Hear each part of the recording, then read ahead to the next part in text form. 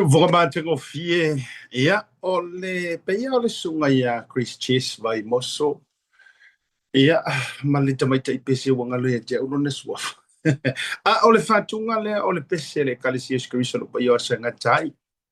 pe no fai sau te talo ile tai a ona le la ia maso uma matai a o te ala fai mai ai fanunga le lei pe fai fo isau te talo iso se tai mione aso a e tele I faya se ngā ruenga po a lava vaenga te. Sa ili malo ai, ile rei fo iso fuanga, le tu maulo tatu iai. Ya, mana ia upu hovi inga o le tu. Ya, amatari ai fo il por kalame. Amatari rei fo i tau sanga, o le aso tolu le nei o le masina no na tolu. O le lua feru se furu le lima po le masina o mati le ua tatu o lia. Fatalo fa bo folo fatu. O le tu o ona le nei asiata. Ya, fale malu le fo ua se e mai pia umaganu ngano le ea. Se tātou whasoa, me se foi le por kalame. Ia ua whai ma avenga ma mawhale to a dele e ui la umalanga mai. Ia me se foi whai malanga mai mare fionga ia ui ma se ono wharetu. So le ai wa pe wa kau pepe I ma whakuar ka kou a. Ole a oi na urufia oi le mele a o le meo le whaitala. E matu wale a ve se malo wale le le ma se rua mafutanga malo to rua ma saunga luenga I whai. Wana o lo fa atali tali lungo le Facebook. Ayo. Ma e omi ai e te su tala solo. Ani e to telo tanto ia wa ia. Pe wala fio tili to tele li I wo vai mai mo usau va pela le Facebook to por kalame matulanga ia. Ia uyo le ele ma fai lava na tuua tiute manga luanga o le whawhitainga ia I nei ono I le to mai wha nei ono po ma le tūlanga wai ai a wala o teknolosi. Ia po whiai ke alu ai whai mea po kalami ai ase I wanga ngau ai aru I se ori pe ke aru I le langi. Ia ona umale o le mawhai na whai tātou por kalame. Ai o whia lava pe fufola lo whala I whea. Pe malanga le whai por kalame I Roma pe o te alu I sa la eru, pe o te alu I se atunu, pa wale mei te o walu se atunu e le se internet e olai. Ia ono tau si la fia lea, ale ale se tatou por kalame. Ai a vai e iai se internet e olai se atunu, ai fe tau I fo I matatou taimi. Ia ele ma whaila vona tuua, whaiva, matiute, ia ua masania ia mese fo I o a fiafio aso teitasi. A talo falama o folo fatu le rivanga o le fiafi. Ia ona I fesui inga sa ilfu fuanga o le fiafi matou te whai por kalame fatasi atu. Ma le sunga ia tula e pa whaftai sua me se fora fionga ia vui. Ma sina mua. I le studio le sunga ia tula e pa. Mantua lango le sale nei Amerika. Ia e ona o le tatou por kalame lava I o le e alu ia songa fua. O le ala. Au te nofo faaso sa. Ai o leo faaso nga fua. O le ala au te tala no faaso nga fua atu. Ia ona o tūlanga o loo ia ile nai tūlangi o tātou I New Zealand, Samoa, Australia, ma rea tu Pasifika. So na tūlai whele mantou mau te whaongaina le studio ia peitai.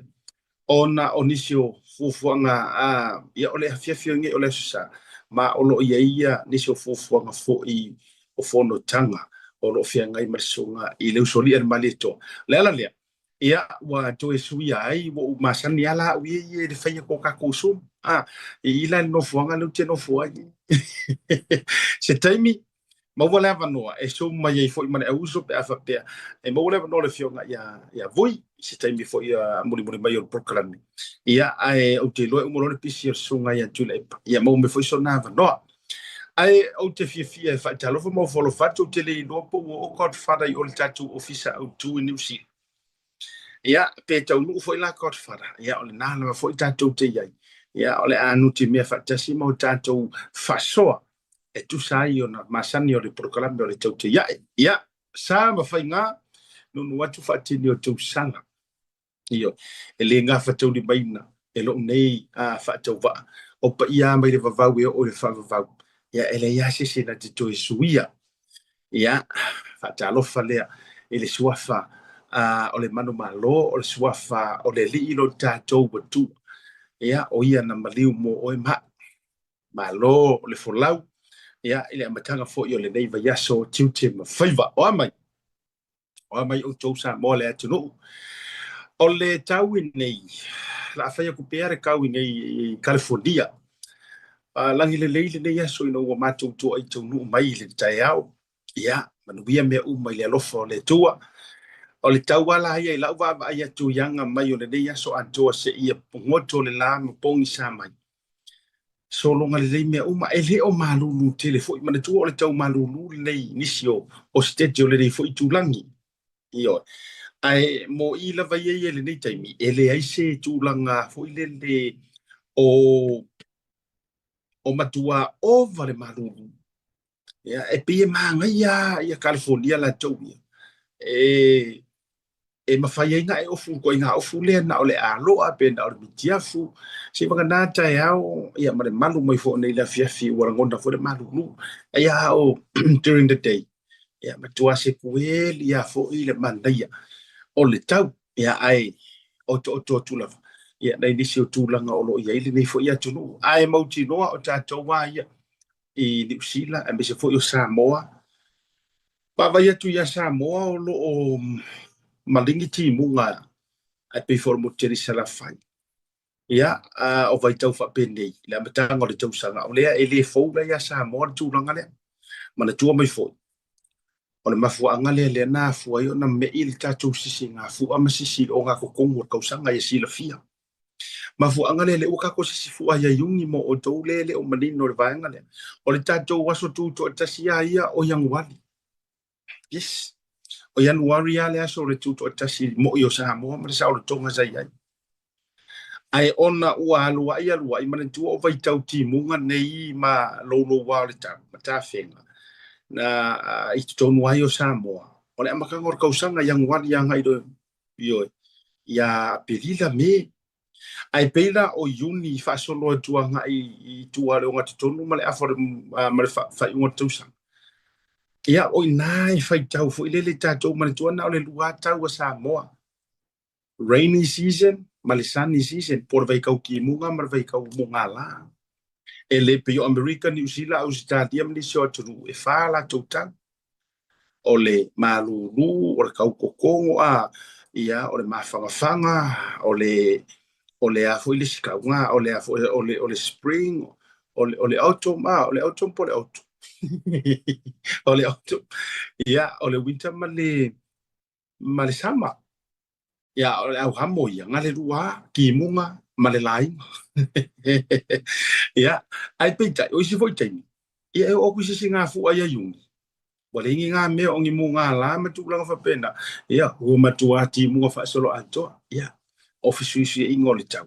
wale to e mo wai le tanga tasi sa sa wai foi le mai tau win or talo le tau ia ai mo le dei fiafi ia o te fiafi fa talo fa fa fe loi tupu mai e te mali fo i ma fale polu fale tua ma tausi ia ai me se fo i le malosi o no ainga e kalesia me se o Samoa o le wa fa poto i lungo le porkalami ia ai matua le tu le fa inga wenga le tua o folo fa ma fa talo fa tu e ate o tau malo fa i le faiva manu ia fa inga malanga i le to na ma le laina le to ai fo i ma fa inga malanga ma le fionga ia vui ia masina mua ia ti a tole a foa le ua ma to ai mai nei ia i lau fanua a ule o americano ia i nei le state de California ia la ua ma to ia so longa le fa te telefoi ia ma to fei lo ai ma le sunga tu le pa fa te soa ia me se foi ona inisi foi o to fa fine sa ma fai ono mai mo se va no fa yisina a vai inga o le oli ia o le te misa o ala ma to ia inei mo lo si la fia o le te misa o ma to te lo le o le afa le fitu i le po ia e ono o le tato te tala noa i le te misa o le tato te ia e mar fai ta waso o le tato te ia e masania o le la o le afa le tu la fa io ia al mato nei nisina wata i le mato fai nga malanga ma to ai tu nu mai i America nei ia wa fo fa mo le to na ma le laina o va vai ku ia fa kai su per ka ka ni pi su ya no fo ringa i te mo te malanga mai ai ewi o le taimi ua usau lisi au malanga o pei ua faamatua tagata ia o le taimi foi ua usau le malaga le ofu ke avui tole o koe small boy me le kamalo o stui Amerika le ko stui Samoa le ko inga a stui Amerika ele nga ia de via bo foi le ava no fa o le felo e foi breus ia a fa foi fai malanga tu ia ma tu mai tatou i Alaska tatou felo i le aso lulu o tou ia ma tatou fa moi le aso tofi o ne ngalo fio tu matala awatu tatou militino fatasi ainga ma pele ma mai ia le uto fa mana tu le matanga le tatou por kala me tatou filo i ina les Binard Community Recreational Center. Yeah, il est 2020 West 48th Avenue, Anchorage, Alaska. Tatou filo ina, ia mse fo i fusi o ankore na ia ina lia. To vi o mrefana, le tausi mrefanau, ia manisia. Tatou filo i fo. Te lola mato filo i masia wo fa pele pele. Le sunga po fioma. Il tamaswa fa ya ma American. Yeah, mare faletua. Rekin Motai. Sorry, Rekin Mamia, Mafaletua ya Isabella Motai. Ya, mo se no tau te whelo e foi pe fa pe e o ngai ki soi foi nga o le manisi o tatou. O le vainga sa tuli matanga u malava ele totele. Lea sa tupu i le pale mene ana le la. Ioi. E o ke loe le ai masesi e le i moe manga ku ngaku e peo re kala i le kamo ape mai a ana. E tama na moe mana tu natu. Ioi. E le yase singa moe loloa. Ai sa moe alala, moe mausu. Peo re tala li tamo le ala taua. I onisi sa moe fa uo e peo le tala i lufilufi. Ioi. Tele altu ai ngā moe, o isi na moe taftifiti, o isi na moe te, o isi e le ma moe, ma isi e le i mo moe. Tele le au le mo moe. La tau te faa tali ai. Le ne yaso ma tau walu manga o le fono sa whenga iai ma le tātou tu. Ai ka kou kele i o la i le fongo, kou ke arua i le fongo ngai. Ai tātou tele i o atu la i le fono. E iai ni si o ba inga pe a whapea te ua maua ene na iau wata misa wau te iloa ua matua i viral solo ma surface solo nungo le Facebook. Le tūlanga ma ta utian ta oto ma iai restara stete nei o Ausitalia. E le lato fast supporters. Brisbane, Sydney, and Melbourne. E ia tana e lunga pe afa pe te uma wa e lo sunga misa na ia tana e lunga i pages nga al fast supporters. O singi langa o vava ia ku iai. Matua fai i fafo, o sau i fafo le moro mfua. Le ano wa i o le toa tele o i la tau. Le o tau se sila mai, this is Sydney. Ai mana tua mai. O lena o pese ma o whaasala lau inantu. Ma mafso tai ma le fionga i tamaitai. So upu, ia o te la longa fo i wau te rope na whaiini whilinga tofi. Ai pei o le tangata sa tai matali i ma pare whea ngai ma le a fiso tai mai le tau te ia e na e a longo puia li i le atunu. O le tua fine fo i pare fionga na ngaftasi a fuimono. Li i anai. Le na tu lei ma tu le nono wingo tangata malava nei. Manis ngalo i fafori le kumur hole ma le tofori hole sa to e fesu ya last minute lava le to esu ya to last week on o moli mo wina le to telo tangata ua fato ayatu e fio atu mana to ile le fionga ya fu mono le gaftasi li anai po fiali fa pe ma sia ta ko fia suil ma ko holo nga ko kile ka ia ai la isia tanu vai tu o ai fa fo kala mai fa fo fico ko ai fa fo o sa fa fo no fo to tele ia maka ukia au ko silsila o ko ia Brisbane lato to silsila mai ia Brisbane le fionga le te fono ia tapuala au pe nga malie ia masiala tau foi komiti ngalu male mana teila ia manisi wala ngolo te fatu wa ya peta la tu komiti sai ai male fata male to ina mano no mano malo ma se foi le suiso upul to mai ya Anastasia male to te le lavo le la to a vai vai tu foi le fionga ya sala manisi o nai o nai swa fo te masani ai maftanga Brisbane la ngatailea ia the one and only le uso ya fonoti to risi io e fonoti male fale tua manisi o whaafeangainga ma le toa tele kousisila. E maka ukia le tūlanga. The reason why o whai atu le tala nangai. E sere kūlanga lea o wako e li wha iai ma le furisa i o le o sapota si o iai. Iyo. E maka ukia le o a sapota a vari whiringa pe o le whainga o le paloka. Now, lea o tau sila mai. O le aka lea e, o le aka lea o le kako paloka. E le o I lea ua whewhea I fia mei. Mea ngā mga o so ua whe mua mua mei. So ua whe mua mua mei. O I kongu a lea ngā pā, I le pomu lea ngā pāanga ngei, ai sau kia uno, ara ka I ka I o le malo. Lea ngau te lo ua matua whewhea le wa I atu le mele. Ua makua whewhea I le wa I akunga. E ese le mea lea ua furisa I mea kungu I whafo. Ia. Lea lale nana leina tū lai lo ulangona. O tua I o patatua na fuaina tū lai le lo matua ma whaapea ifo.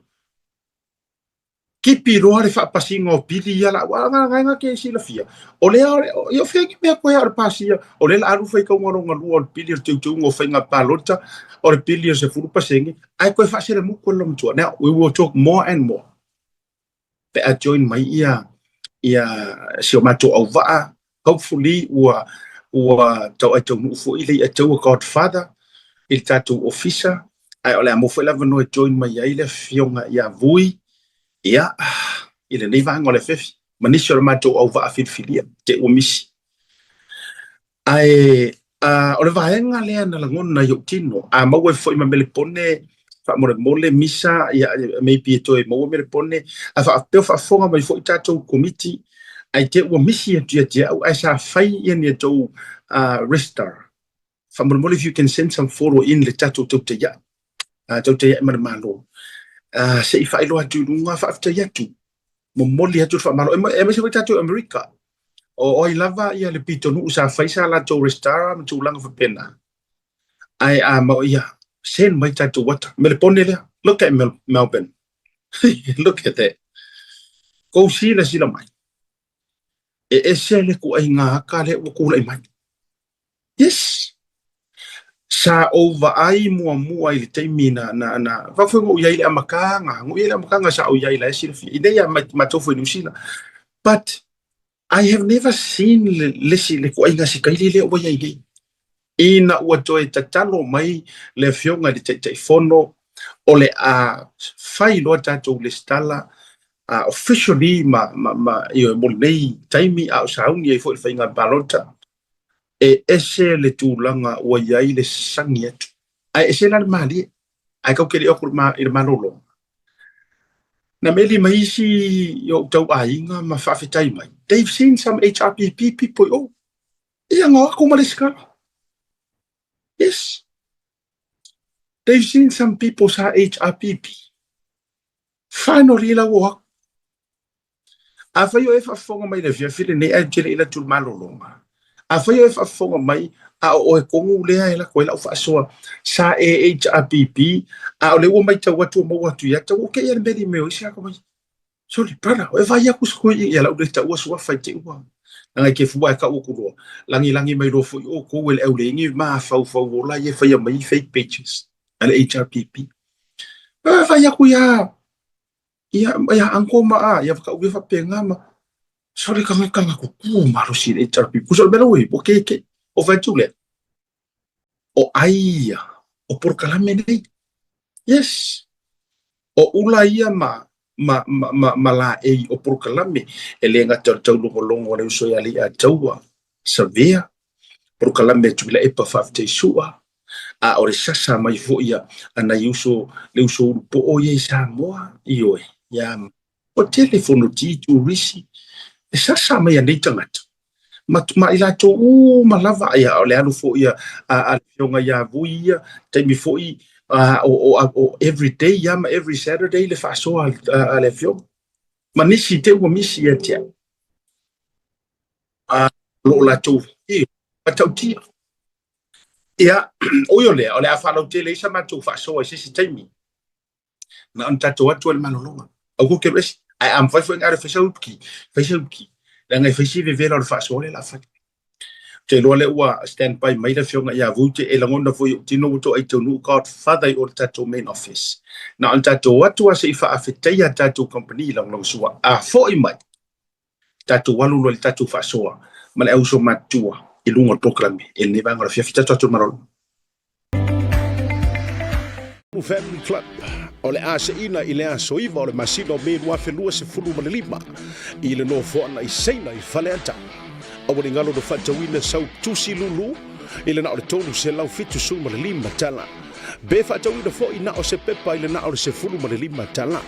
e fa ngata pe tapunia avanoa mo le fatawina o le tusi lulu po pepa lulu le aso lua su ma le lima o le masino a brila lua felua se fulu ma le lima le le tato fa inonga mua e pe o le manu maloina o le piki up fo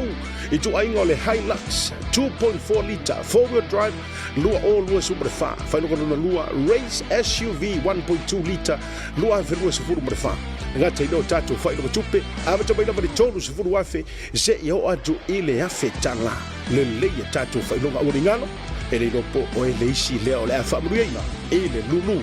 mo le sailinga o le Hamiltonu Family Club whaafsota I mai le tātou ofisa o le Blue Wave TV. There's no better way to support the 685 than to buy locally sourced goods. Here at Tasi Market, owned and operated by Samoans for the Pacific.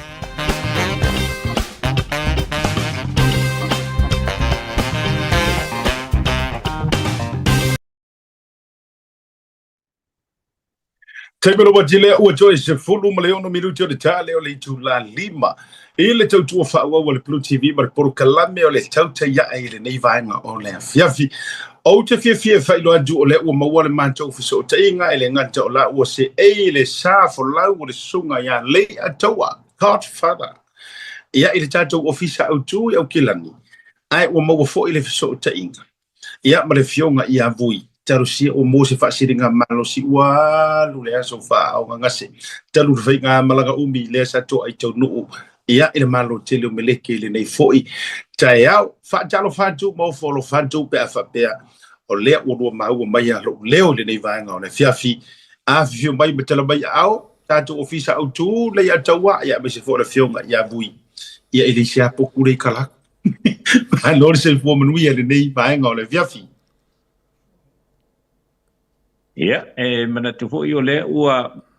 atu te whilo ia, I pe au nei sau no I o le isia potu le talatu a.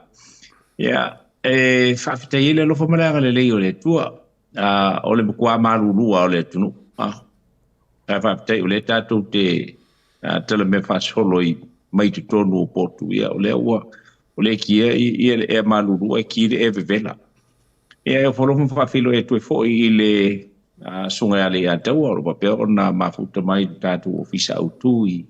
au kilani I New Zealand ya me se for fa fomero tatu tunu monia au asiat tau dia se fainga malanga makau kiele ho o lo ya o ia o le sau mai sa moi le siva vea ai o le te mi fa eta por kala mai la vai fa atau nu fa fo a pele le van tau nu fa fo mal vale le vola o to so ai le aso le nei o le o mai le vavea. Ia ai to ai tau nu o mai le I le fiafia to ai tau nu o mai le si vavea. Ia ai o mai I fafo le ala o feilo I lava I le tātou tau te ia.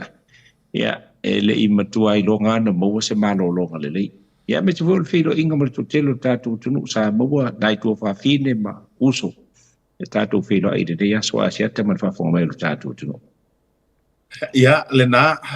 ai ola wa ia tu ia I le I o to fa fu ina lo marta I lo ia se sau no ngali a taua wala nga ti fua mai la ia na silsila ma ia ai fa talo fa tu Godfather ia ina dei vanga o le fiafi malo le malosi ia o mai le tatou atu nu umba ofisa autu Whakaro whako lau whionga vui. Ia, whape foi lau ko wha vai malaya siata. Ma ron malanga mawia ma le. Ngā whukongo ku ngā fui kua lau langi. Ia, vi ele li iwa mwhaio ngā pui pui malkia lua soifua i lua whai ngā malanga. Ia, whape lau foi. Leo whai ngā luenga ma o lato whatua. Ia, me se foi sa mo yung kulanga whaalupe mo kulanga maulunga. Whape lau kungei e whewhile. Le ngang whiwhia ma ngang whawkai. Ma lo li malang mo wia siata ma vui lei ka wi o vui le lei yeah tu te foi fa malo lo mo fo e vui vai ngo laso yeah e maka kia le tau no mai e le va fo me ta tu no le tau tia ona le I fa tino se me tasia ai o mo le mau asia na matai le malai pa le fesa wa I o ta vale ai tu mai va volu tanga mai malo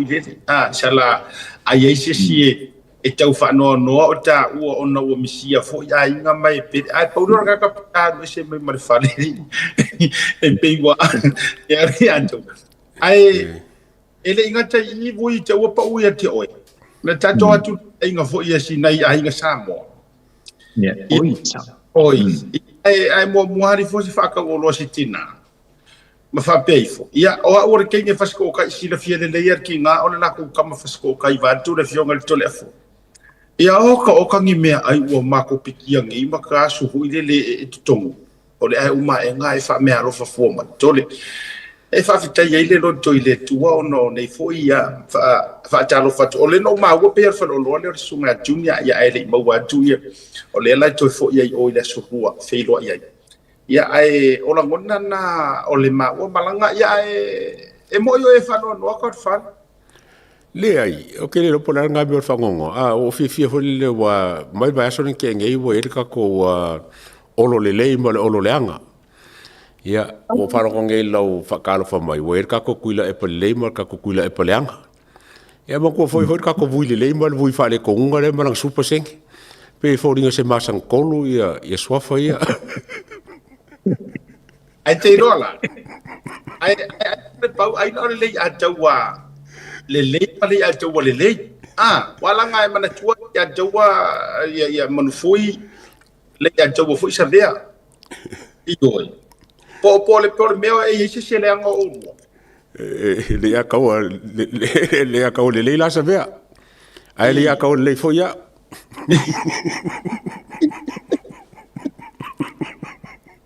ia eu le siata vai ane ale le fa ponga ta tu le nga le ua e sa no te le ko tu langa e pe na ia pa lo tu I mai e nisio ai nga I ta tu no o e o lo fa pe fo na fai pi sinisi nei ia ba tu ia nei a vai nei a no e mo le tu nga fa tai mai a te nei ia I alo foi me fanau me tam fanau me se ai nga le swafa masanga pe lo matu no fa sutai I wala ngon vai nga to no le au fa lo la le ia mo le wala nga fa tai ya to ia ono le amani ne fo to fa ya asiata me se fo yo le suatu sungai ya tu ile epa ia ma lo nei vai a tai lo to fa lo ia al fongi fo ile tu auto fo nga ina ia peona ia ang le le tua ina ia fa pe foi ona anga I luma sa vali luma ia le foi lo loma pe lo inga asiata ma le sunga junior o pe o ia lo bala le lo fa u ia le mo le sona le la ia ai mo le tua ina nga fa afte tele lo ma ia ta ma asiata me se fo lo matu au fa tau na le la ia o le ua o le fa tawina ia ai ua au mai o se fa lo mai ia I le ainga o le swafa masanga ape lo matunu ia o alfa alfitu e tena ne fo ia le taurangi ia ma matunu fasto tai dengan fa no ma lo fa tai tele lava ioe ia o vainga a matana o fainga malanga e fa manu sinai le anga le lei ia ono le manatu mai foi o le ata to wo I mata upu fa soi no le fo ia fiafi ia a te lo fo ia tatou por kalame fo le fe la le fala e tusa o le vaenga le satu le mai le fono so le tatou tu sa faila o for sanga amata le atou ma voi no over to lunga videos o restaura ia sa fatou wina e mafutanga lango le fast au Australia Sydney Melbourne Brisbane ia te rosi taimi a mai lunga Canberra wale no vai foi no filo ai Canberra la tou ia Malaysia am se America o se vai nga esi sa tatou tantala no foi ile ulia na lela ai manu maile tu langa o le fono tanga da nei ai atangia mai wa mai le fatou fala inga le te io le maro e uma tatou o video le uta pena misa se to fa tu nu ina inicio kilipia mati e tofa ai na se fa siri a mata ai tau tele yo videos nei o so mai al forsanga mare la fona mai le chama tai pare mia e fa ku mai le ko manga o pasia o mai sipiri a o le o fe ko ngolonga lua ko a fe ko ngolonga ko pasia lua sala to io ina mo na tele fa la ve foi mo va so le tene ale pe ya tangia mai o foi te ilo ia langa o si usua si masalo ai nano foi e pe so kanga ile va ile o le fa ile ma fuli ma le fuli sa io le au long no winga o tata ia tupu mai pe a o ina pasia ma fa tau no ina le fo langa le fa sa fai ile atu e o ku disi fa nga palo o ma fa yon ka ko palo ka ku fa amata mai so mo fina ngalo ba nga le ala o fio ko vui ai me se fo sunga e to Malo vatai o le nganga la vale tasi wa mono tatou mata ma ai tu langa ma ha male petia o le lolofi atu o le atu nu e lista le ina ile ai ngal fatu tu ele tu samo o tasi pela on tatou mul mawina ya Canberra ya Sydney Melbourne fa pe fo ma Brisbane ele foi pe na eta o sa pe fo ona fatino ina o lona winga o le aswa tasi le na fatino ai ia Australia to ia le fo tatu tal noa ma tatu uso ma tu fa fine nei i America o le tulanga la vale o le fo wa nga ia la to se taimi ona pa tu kola ai tu sai o lau fa fisili ia o le na asal fai vai le asal misalo na o le fionga fo il te mai te palmia malana minority group o la to si le fia le nganga ai o le vaenga silio na maofa ona ua e fallinga mai ia ta uia pe fallinga oni faunga ia ele o se upu pe vane ai leanga wo mono pasia i le vaiaso na te nei ia le lafo o le tulanga la le o le toe tala noai na toe teu tu lafo no ia a mese o pili e tolu manisi o vaenga wo umaona ato faina mo pasia po ima e le kapeneta sai ai ia le la wo ese mai ia langona ia fo le leanga ngol fa nonoa pe a fai o le amo muona ngai i vaenga taula toula vaia wa o vaenga taula toule o lo tula i meile de tapisa le ya ai o lo e lo sa no le fionga le tai fo o le tai fo no fo i le tula ngai pe ona ai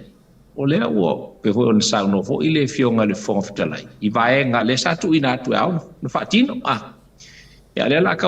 nga push mai i luma fa mo al mel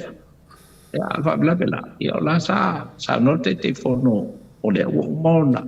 fa fion tu ina tu la vale ap no le fo ta tino solo te mano te fono ina ia longo ai le fo trai mal parliament ele i wo fa fiona ona avel vai ngane ni ele i uste ia la ma pe li fa mai le finanga lo te mai te parliament ele il fa moi wa ona o taua pe le fonga fitalai o le mta pula baia o le mta pu fa lo tu fa le o vai fa fai ai e o vai vola si di onda fa no noi ya o ngole li fo inga fa le a fo le la fo e winga i na fo le la e ba si si ne la tu inga bele yo le fo linga i o le mai ta watu i tau o manga o le parliament pe e kau mawhai ongi me foi lelo live e a foi e kongi ale afal ngaka la ku e kongi ale baung wal ngaka la ku a vai kulola wale ai ngala nga baung ai ngangele baung wale iska ona tula i melono le upule na lafo ana leila a vai na e tula ile le vai nga fa ku fai le nei ya fa no ngala na langa le watangia mai ai kilo tato tunu vai ngai sa tatu fai atu i telo taimi o tula fono sa fausi ina e kasi ala manga onga o yai ele o mana o ina e manui ai le tunu ai e mangui ai se vai nga ko ikiki te ka ko fa pe e vai nga wang fausi le chapipi e mangui ale ya e mangui ale le chapipi le la ka ko vai ngai ai wale mangui alo ia ka fai nga le la ka o nga inga ese vai nga le la vai e tulangal na septa man fa fo me tatu te le lo ia se silsila ale ya te wa so na la mona usao ma no fa jai se ko mai le atu ma e lo tatu la ia ngan nai ki lipia no tu fa te sia mole fia fil mana ia pe ka ko mo ki lipi wala ngalo sa ngo voi ke le ka pu fo sa ka ko va ku ai yo ka ko ka ngole me fo se la ngonga fa mole mana ya ola tatu wo ki lipi na ole toi fa atepa la vo oi ile sau ile la fole na mai la tatu amacha mai ile ina wo mai ale opening masan ile fo fitalai ma fa ta pe nai tau manga ku se ile ya kangia mai ile fa to fala inga fon fitalai e fa mu kalia fongo na la na sanga a macha mai sau noa ole a halo loa i tatu nga luenga masan ye pe on fa tu nga be ile pepo nga luenga peika ole mo lo sa tu ile fionga te mai tai pale mia fa fonga o inga amaka mai loa si ta ma i vesinga e pe o le atu nga lunga o fong o le tamai tai pale mia e fa alilo mai tua ona ua talia le fong fitalai le toe a fea o le lafo al sunga laudi le mate topo le fai pule o nganga i fumonga numero ton o le ama na ia ai e yeisi teimi muli ani ai fa fonga mai mo nisio i tou sa misi fono le ama sika mai fongo a fai kula le sa ye na lela o le sau noanga le na ua mua tono pan bene le fionga le tai o le o le malo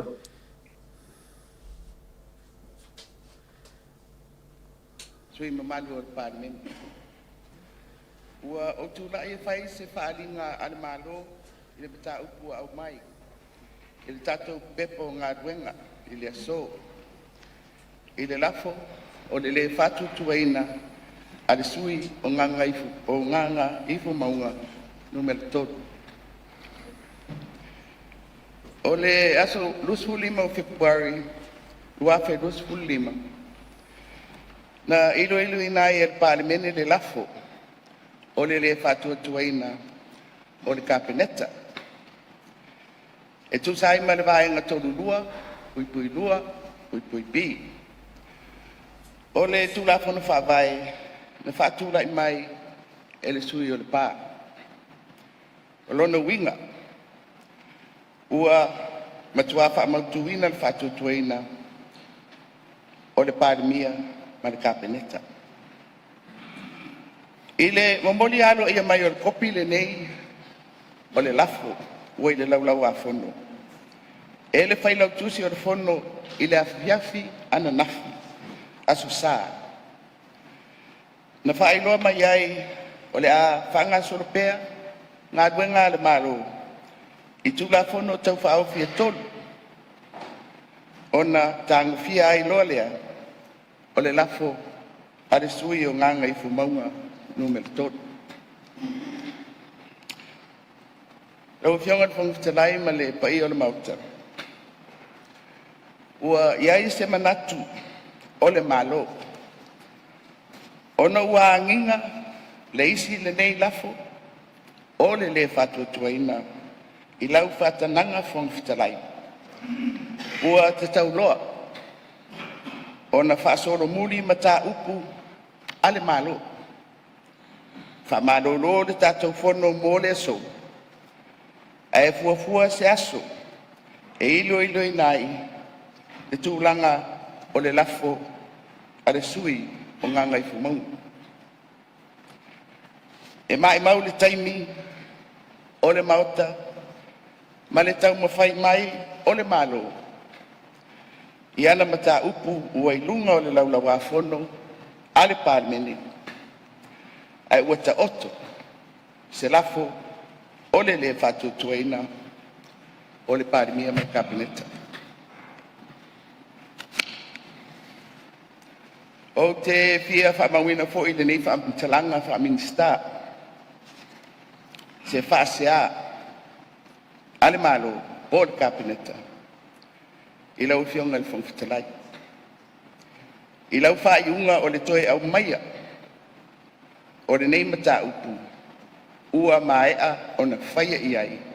se whaiunga mautu ale pāmene, ai maise, i se taimi e le mamau atu. I le Malaysi, o le sui o nganga i whamaunga numero tonu, mai la tau o lo lango ina le nei lafu fou, o le whatua tuaina. Sa o la tau te ena le lafu, o le aso lua fulima o Februari luafe luas fulima. O le nei ngā yoinga, o se whainga tau wha ole, man wha tau tala, i le mamanu, o whai unga whai, ale pāmene nei. Au fionga le whangwhitarai, ua saumia po i se lafo aloa ia, a sui o le kapeneta, e whaasino ni nei mata upu. E au fia ai maa ia white e nai, ala ua fionga i le whangwhitalai, ma le sui whangwhitalai, i le mata upu nei. O le whaadinga lea, man whaaloa.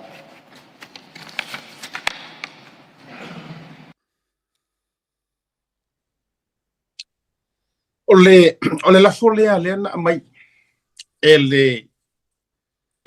tamaita i pale mia polo o te ia le malo. A ua vai atu i le lafo. E tonu vaenga lautongia o le lafo. O le vaenga mua mua. O le mana o ele e whaawa wina tūlanga o le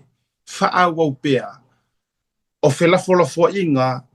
i le teu tau inga o tūlafo no fo i tau whaau fia tonu. Le aru ngeiru se furu pasenge whainga paloka. Ma le vaenga o whamsinonga. Funu maswafa. Vaenga mua mua ngā luki vavai atu le fina ngalo le tamaitai pānamia. E le manga a koe whaawa umea ia. Ai manao. Me iloa. Se i whaile lafo lea leang whatua atu le whaipule o ngangai whamonga numero tolu por sunga lau le mali e toa. O le vaenga longa lua le lafo. Po le fina ngalo le ana le la. O le whaasea, e whaasanga di whonga whitalai. O ngā ua ia koe au maia, se awa noa po se whaatanganga, e toe tāngo fiai le lafo lea ale sunga lau le mali e toa. Po o ngangai whamonga numero 2. Ma le vaenga lona wha, o sari lona tonu, leu ke vai ngā kunga. O lo o tāpena ina fo i le lātou kāpeneta. Se lafo, e whaasanga a ngā i le whonga whitalai ma le sui whonga whitalai. Ona o le whete e nai, o la whai unga, ia manisi o whaapunga na eo mai e tua. Ai ka kere paisi te mofina ngalo. O le kari lea sa kari foitu i le epa. Tai tai o le tuanga i umaro le tari lea. Amai se tatu vai mua mua le vanga mua mua. Amore bisa se amai lai lunga. Awana umaro le saunua ngā a fia me.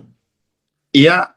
so olo me tu le epa. E ila sa wanga ku le epa na whai atu ai. Ai se usi mai perfa fonga le tunu. Ai mai tau mai pe o rua le uso vatu rua.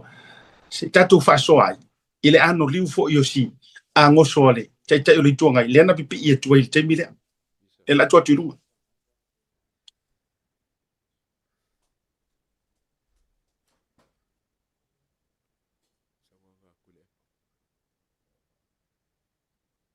Ia, te loa po o misa po o ready. La fianga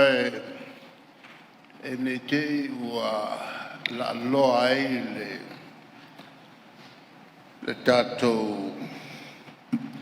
pānene i tūlanga masani e tātou la fono tu mau. Te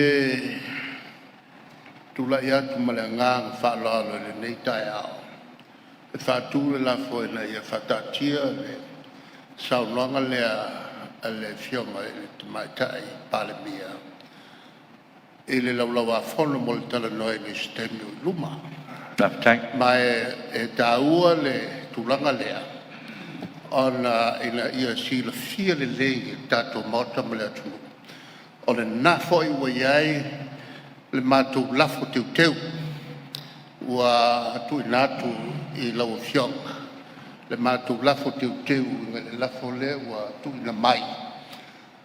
E lafo i vaenga totele. Fatawa e mtau pulava le ne tas. Lau fionga le fongtalai o le ala le o tula e tuai malanga falo. Leo fatu mai lafo falo ina le fionga sui parmia.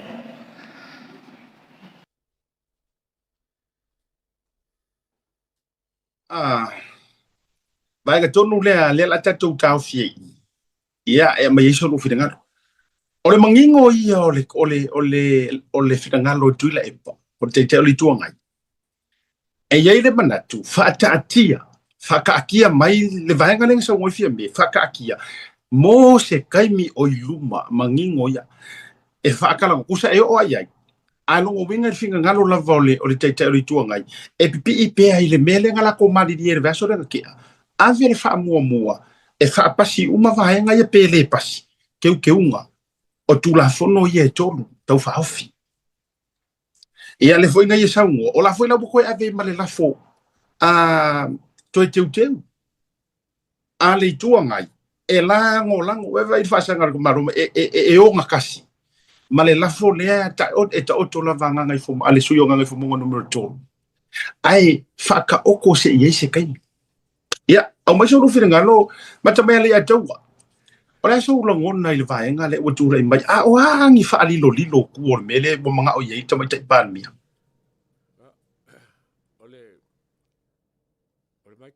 le fongo ngai poi folinga mai le finga ngalo o kule e pomfia me e umi se kai mie e ka kierm ka apule por vai asole por fai un vai aso ele ye se manga ko o kule e pomfia me e saure un or al fon fkara yo kaya pero ilo ko e wa bakan ko fa le kongu mai e fofuanga ia aka ko mai ka ngele isanga fia me fa mai fa ka kia pili mo singa kaimi onga o le fa malu mai ia lafo le sengo ia ma ia fo le sanganga le al fo ka le lokalia le ia le la fa ku fo ai o le menga le ke ka mai ka ko wa lo lango ku le per finga lo fie me e ku mo se siaso ai Paulo melo pikia ku ia asiaka mal fa fonga ku ele ia se manga korkolu le o ka o fa ia so o le silanga me ka o ka ko mai ka o ka ko fa so onga o le o pale o le o mai finga ngalo fo karai le ila ele se me fe ka o la ka ko o la fa mele ya ka o la yo mai kele skailia le al fo kalai ai me so le fo ko inga ya le fa ko fo kalai fo me la fa ku fasanga ya ke ia male ma sui fonga fkalai ya ke le ropa mangisi me ole me fo imadia male mal mai ka ole akako ole la fo la kule pa e yo nga ku unga o ke le ropa ku unga la attach le malienga le ale chapipi le la fo le fa ku ele e fast e pela sa unga mai ka ku por la fo siro fingalo ya ai ka fa so pe wala ngale ai ngai manga ku ia si ka ko wa e ko fa penga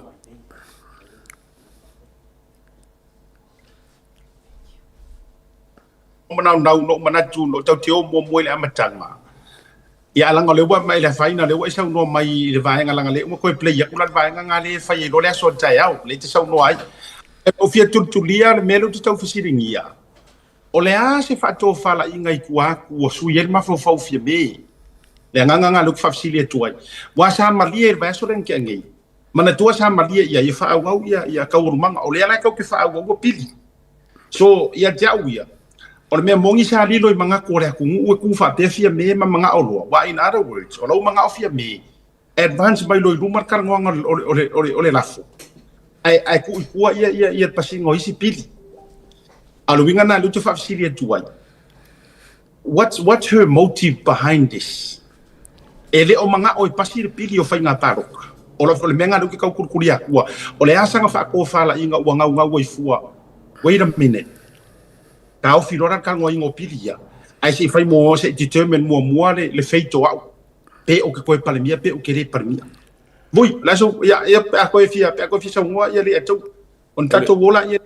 O le mai kau kulava I sa nganga fia me ele mga resign. Makauria fo il mai lava la makanga. Nga sa ngoa lava fia me.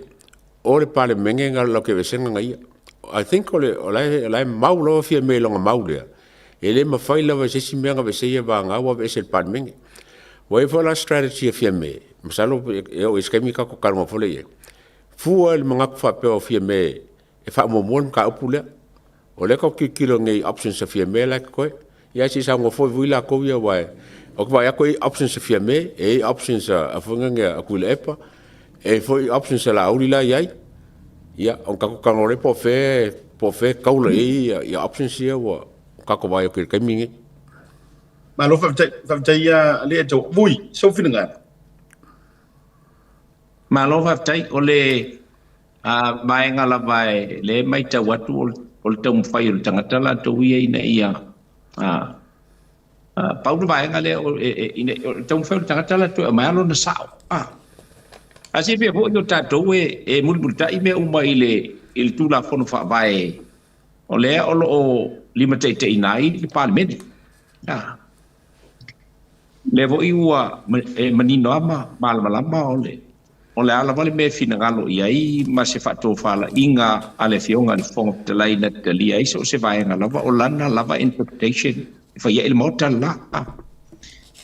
Ya, pefo no tala no atu asiata e tulanga en mele o ye, wa va e tu nei. Wa folinga wa ka ku mai kong malama o loia. Te uma ta tu mai tonu malama fa loia. Ia I vaenga le nei o le parliament e when yet. Ile fa nga ngi malama fa loia I kong o le parliament la pa wal me nga isa o ye kanga. O la ko fina ngalo anga I le issue po ole a fo I po ole a fo I oni la fo I o toto vai nga mo mua wa uma na pasia wa ta fele la fo a tu ile epa ma la nei tu ai ua ta wa loa ia le la fo fa tu ina ia fa mua ma amen fa mua I vai nga nei ia atonu e ona langa o le sa no le fionga la ule le mali e toa e tua so e fa ele kua kula so e fa o le winga ele tua so e fa e a fo e tu sa ole o le a fo o e fa ise fo ngai te unga nei o tu la fono ai ole o aso e fa la tu ia o tu langa fa le vai fa pe la no vai o le lava o lo telitonu o le discretion ma le interpretation ale fonga talai e tu sai o le tula fono fa vai ia ile a fo I tula fono tu maul ma tala le fa fo e tato le la wa mai fin ngalo le fonga talai I tula ngai pe ona ia ma ua mangingo ko isa mo ia o lo au mai lava le fonga talai o le maka upu ngai o le maka upu fa lo ko fali fo fa roto I fale la le mata upu le ale wa au mai fi me la to la na mata upu pe o sana a penga le o le afa au nga ale ngala e fuala me umanga I le mele o au mai ine le fina ngalo le fong trai ya e o vai nga e la ngona le fa no le nga u umon ta fe le la fole a fa yo ye se fesiri e au na fesiri ngiale ia lauli le mali to ona langa olena na la anginga I tono le mota ia le turanga lea ia so fa ia pe ona wat ia ai ole nganga la bo le sa no ngala auli e pe ona au mai I te mi lea ia te wa pa pe fo ia asia ka ko wo mo e fai me ia ka ko wo mo langa o le ba ngo pasir ka pengeka e pasi al fu fo ngale olai e sa fa ia na auli i le afo i safa inga le kapeneta. Le la wo umon talia le lafo lena. Ma manu malo le lafo lena. E le koe fa sala veila le wa umai el fonga fitalai le tulanga fo i leo. O le pepai e limite te inai ngā luenga o le aso ma le aso ma le aso. E dei fai ala i le loko skanga. I lo ule te tunuma.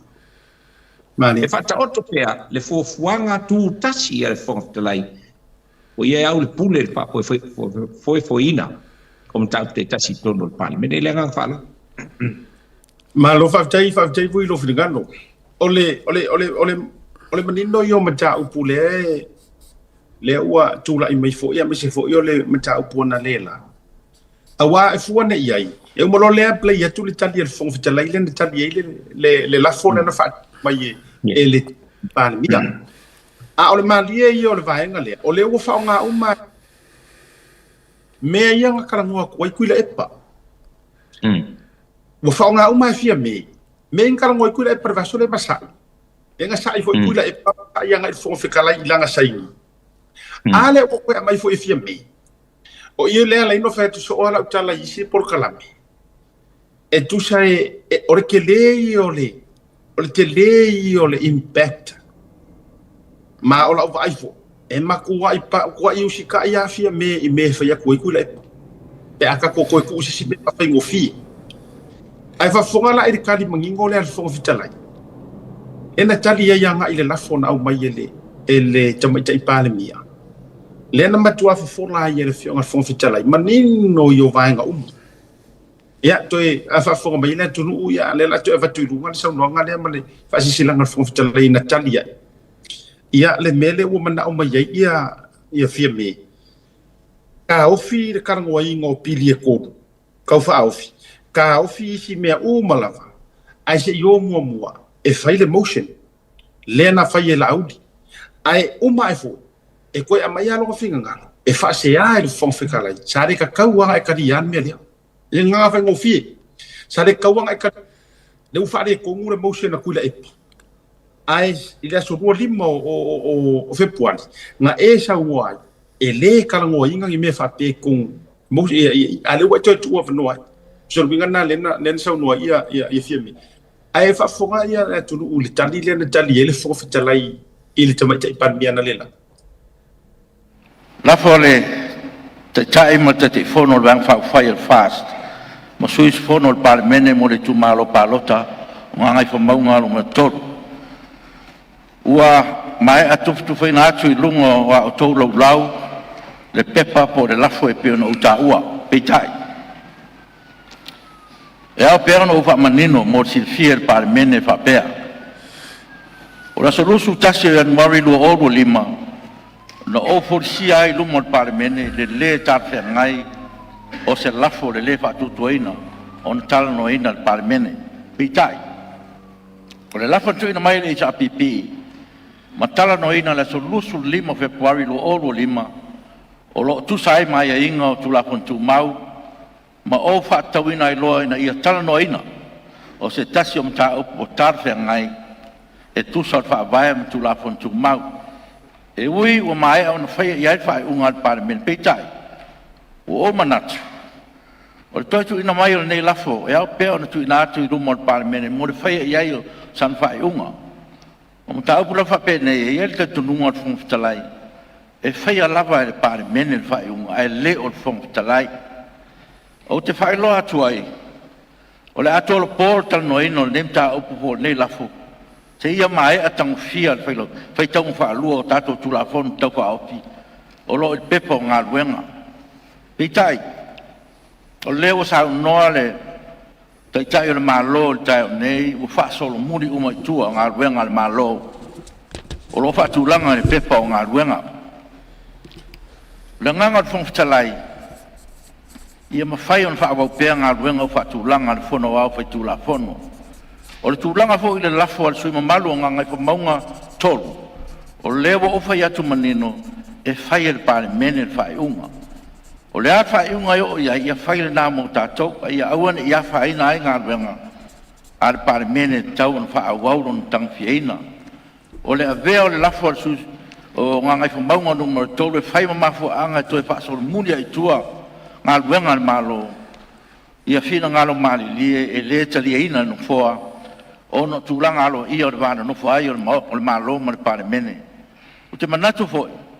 o mai ar pitola au pureng fa tonu ala ngal wenga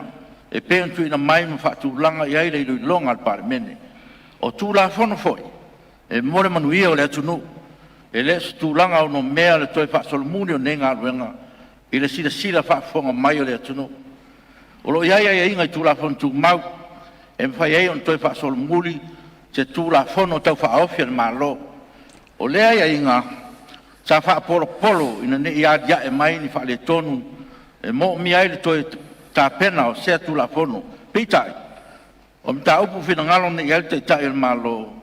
e le tarfia ngai ono le o ile la sanga mo le lauli wina al pare mene e lei fo se fa le tono tu le mai ia ngal wenga malo e lei fo se mafu anga tarfia ngai o le atoe fa sol muni ai o le toe fa sol muni wa tangi ai le aman i o tau loa o mtafa yo tausi al pare mene talu mai le aso rusu tasi an marilo o lima e lei fai alava se le lenga le va fa fai ar fa tua e tua sa mo tas le nganga na fa un al fon talai na so fono o fa fita u tu le mai il taio nei tas il na ma fu angol o le umio le taimi e le ia lava se le lenga sa tau on fa tino i fa fo atu le par mene o fa un al fon talai pa nga solo fa tong fa lu o tato tu la fon tau fa o lo il pepo ngal wenga o le aso fono le nei ama e on tato sa ngai lo le tang fia le lafo su fono mo nga ngai fo mo tolu o le sa nga e fa ta tau le lafo le wa ngia le fo wo man fo trai ina ne if sitting here pe se a o tari ai le fo trai le lafo ale su fono mo nga ngai fo mo nga numero tolu o uma no fai lo atu se mtau pe tau na fai ia il par mene le fai unga e pe fo i na fai ile lafo le HPP o te le italiano le lafo se nganga e fa pea e ia fai al fon talai se fai unga i lo tatunga o le talia ma le te eno le lafo e alo ia se fai unga e fina ngalo ia il parmene e mo le lafo sa tau fa afi mai tau nei e mo mi ai se toi fa manino inga o lo talia o le lafo a tonu o manino la forsanga il fa fonga al maota ma le tunu o ia il manatu o le afa tati ese mo le taimi nei o lewa mai ona o batu mafuanga e le umar fai aso de ri o lo loma fo le tano ino le lafo su spono mo nganga fo maunga lumar toru mai manatu o se taimi tarfea ngai fo le na e to tu ina ro ia mai ai e le ai se fe lafo lo fo inga le nem ta upu ala fanga solo tatu ngar wenga pen fatulanga mai pepo ngar wenga yo ngat fo salai o le me fia fa sa om fa man lam mua o mta upon law afon mta upon fon faton mai e le fon faton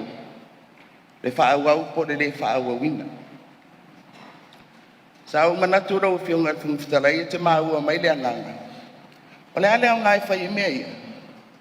ale fa pepe mai nunga i le la fo le fatu tuai se me ami tonu na me na paule nganga o mado a faia da tato toi fo i mele tato wo yai ona manino ai le o fanga so longa o tato ngagwe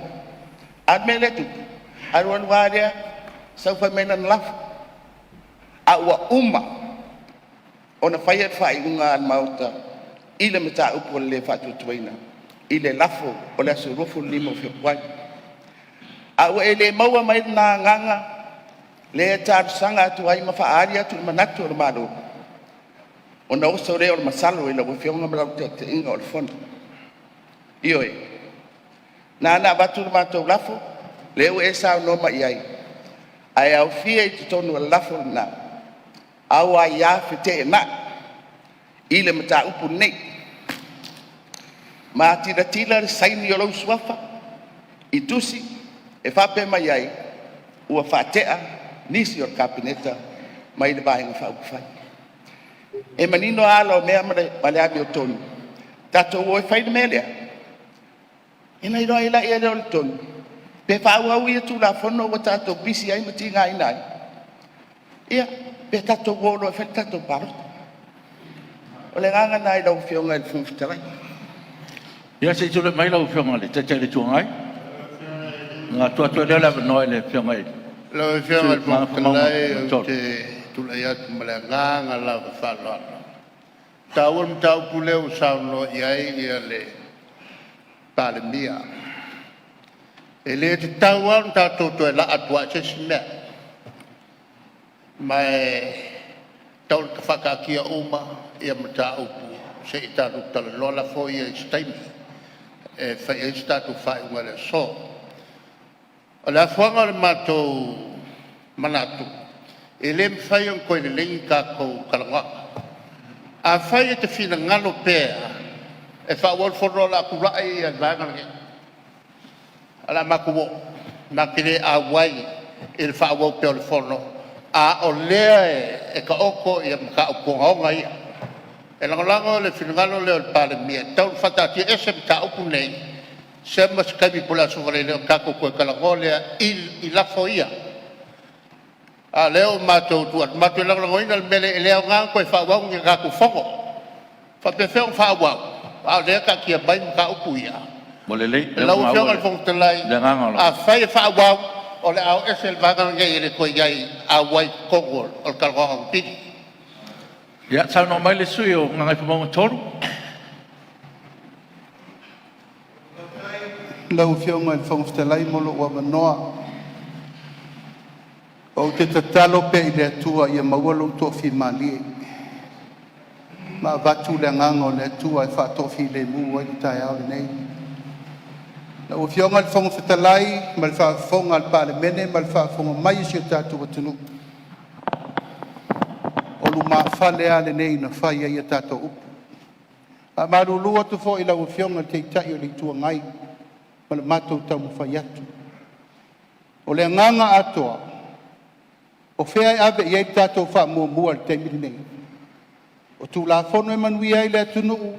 o tū la whono e pui ai tātou ma le tātou teitai. Le ala le na mātou te talo atu ai le whina ngalo le nai tū o le mota. Iau tau whina ngalo maari lie. Tātou wha mua me o lo wha tali me le tātou atunu. Le ua uma le vai ngalo na rua, o uma le si tū la whono tele, o le wha solo le tū la whono tina, wha solo le tātou whainga pālota. A le la mo motu tū i, ono le whina ngalo le whainga malo e pui lato. O le ala le lau whionga te itai o le tua ngai o te whaalolo maau. O le au tau nu mai lau tusi e la lango whaatasi malo mato manatu. O whea o iei lau whina ngalo. Lau whionga le whongwhitala i tasi ale pule ba ia le maota le nei. I re tau whai atu. Mātou te o mai umai le lango le me te tō wha iei o whaatatia lau a la fua. O mana whaatatia pepa o ngā luenga mo le vai aso le nei. O whea la ebe iei tātou wha mua. E whaile puinga o le whina ngalo le pāne mia mara kāpeneta. O le lafo e whaatūtū i a lato. E le i whai ai tu atu le maota le upulea no whai tua. Liu le tō wha. Sa ili wha tautanga. Ho fōa la mea le mta upu a le wa sauno. E o mai le so. E le se mea. Wa mātou whiwa tau anau e o mai tara noa mwha soa ona ea. O le mta upu wha loto i whale ui o lea. Te tatalo atu i lau whionga le whongwhitalai. Mātou te pi ama i lau whina ngalo. Wha au tātou ngā luenga se tae au i luma. Nā maila le mātou lafo. Leu tau nu maila le lango. Leu au tau ni maina. Wha aftai i lau whionga te aitai o le tua ngai. O le te la lango lo mātou manatu. E le wha atu lafo noa meia o tātou iai. Ai whai mua. Whai mua le mea te tau na whai. O lau tatalo lea. La le tō whai o iei laso le nei. Ia o nai nā le whau tau tanga le loto. Tau si eri file mua mo Samoa. Al mātou te talo le nā. O ta oto le mātou lafo. Le whau o ta oto lau tō langalango. Whai o lea. Ma le nganga wha aloalo. Ua o manatu rau whenga te te tua ngai o la whai te tala no fua. No lewa maua whina ngalo te te malo. Ia, o le nā ua watu le ano whale a toa.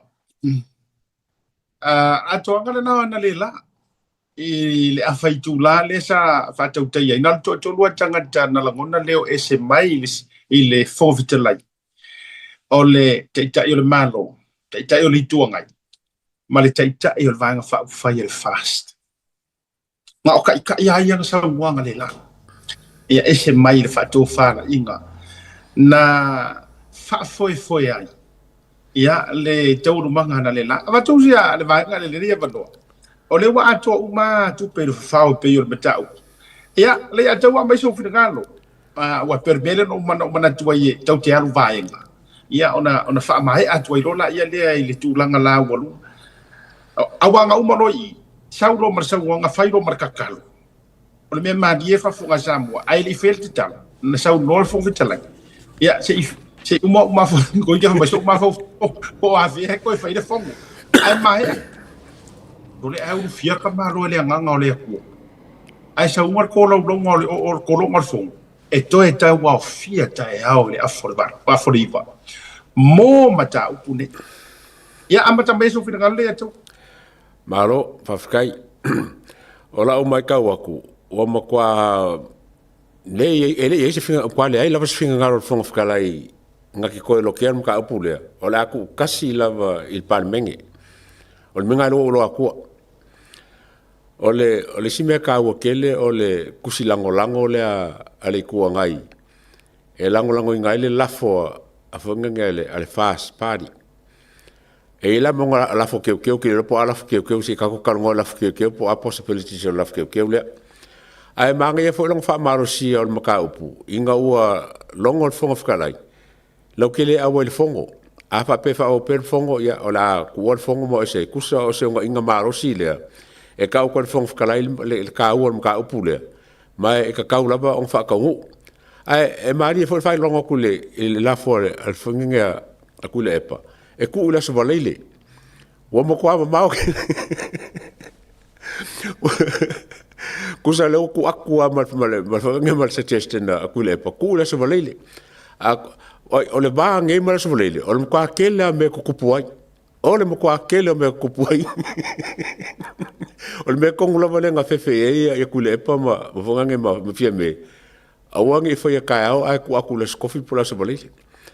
ole mele wa kupunge la mai ka fole ola kongo mele mga o ye le pare mia ele fie resign le pare mia le foi mai ka ku por pare mia pe ka fa ku fong fkala pe fo linga mai le se la ko la fo la usau e ave se el speaker very unlikely ele me fa na ko se speaker wa ave se speaker lu vai ko le o le fongo o amakalanga nga run out le ya el palemia yang options mai wa makanga vai for options ale el palemia ya fo la ya kule pa ya manga mai nga ya options wa aka kironge fo le fa pe ole funga le pasio le ko kele ya unlucky fo nga me ele ka kai ku aka ko kiro la le fo ku fo le il pasio le lafo ai fa pe fa mo ya il suli ma fia me mar se fululua ale cha pipi e mo kwa fa long fisili la por ngame ko kiki la bana lengi options se fia me other than first la fo be se fong fkala ko kiki ala fo amole ko kiki a fo amola lang option la ko kami ya asa ba pe singal fo bui la ko ya ka fa solo ko isim ka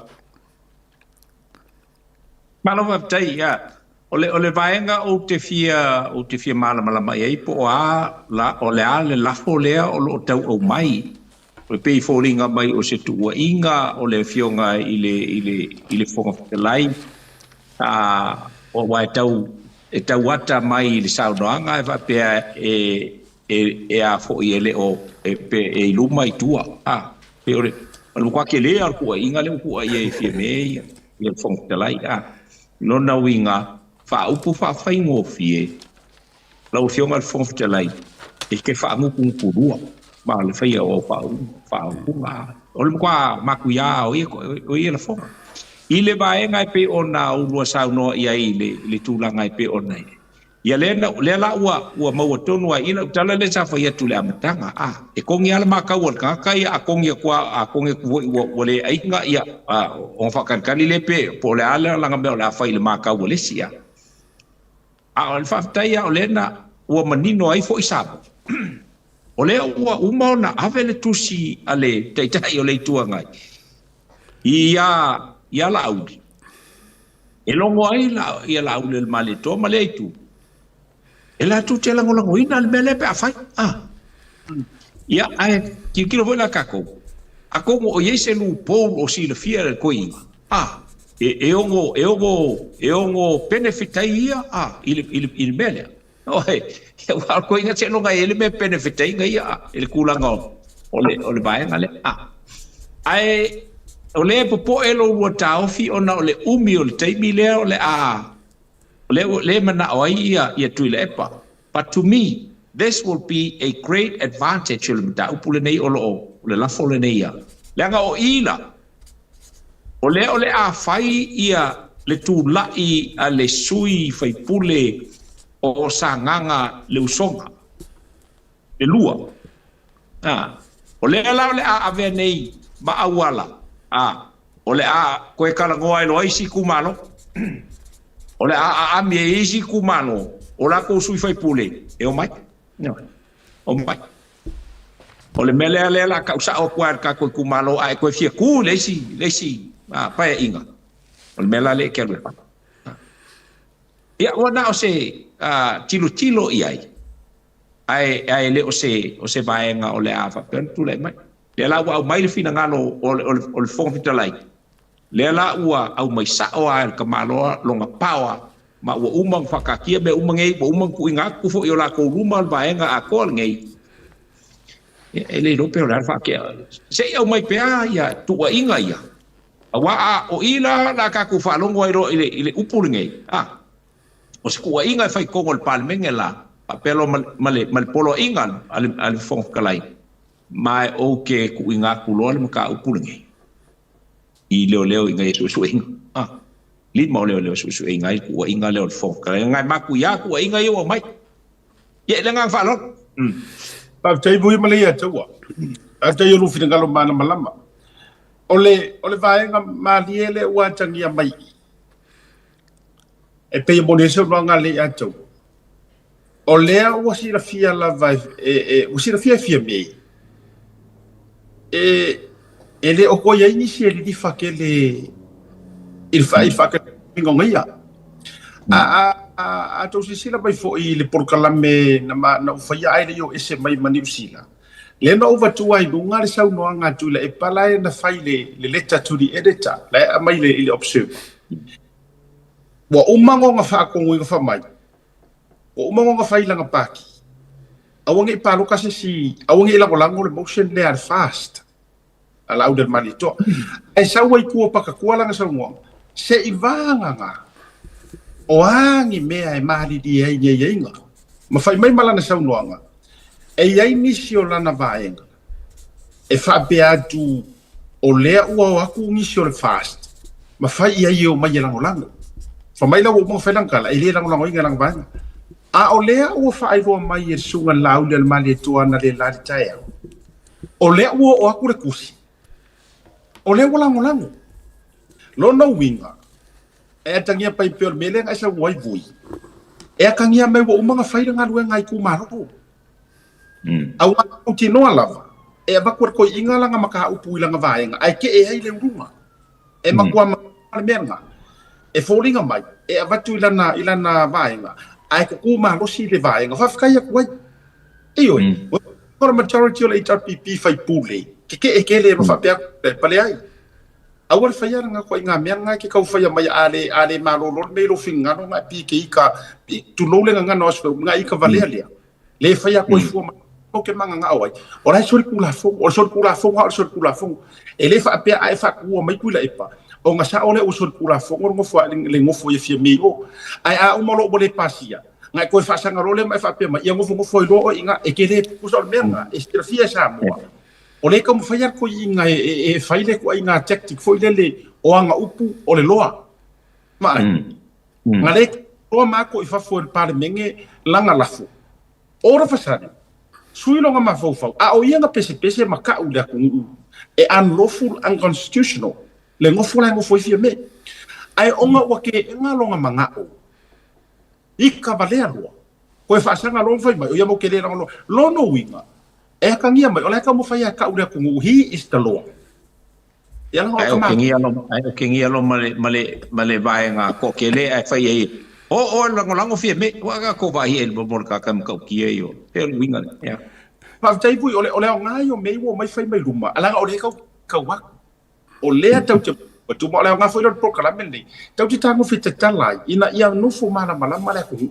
o ai le ka alo le nga I o ai le ka alo kulo ka alo vale ia ka ko ku e paranga o mo kwa ka alo le nga ka to me ila ya fia me ke lo me ngo mo wa ko anga ngi e musu ele maka para mia la audi ele manga o ya ru ese roa fai lo le election ale wa ya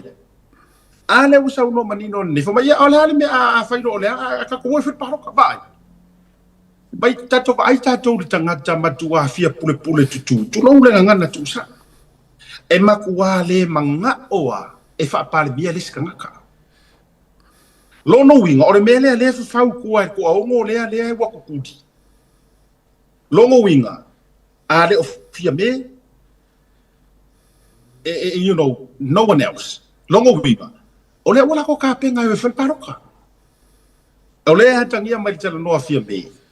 ele ai ase si mei kua ko mengi ngale uma aru le fau ko longo wing ola nga fau ko nga pe afa pe e ka ko ke uia le process nga le e adu winga I e fau ko par mia o le au malu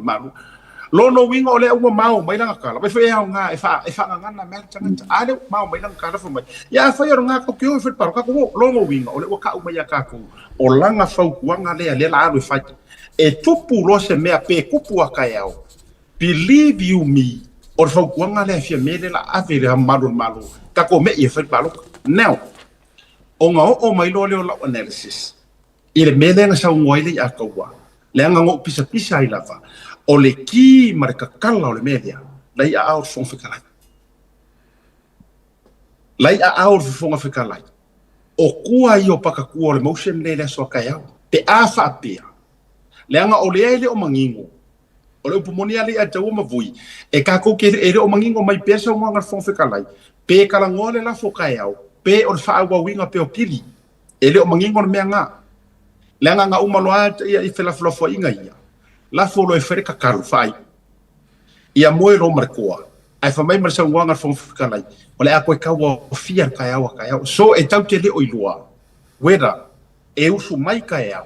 kala ngoa le la fo le a fast le faya tu la ule mali tu wa pa wa la fo le la ngala u pasia yes pe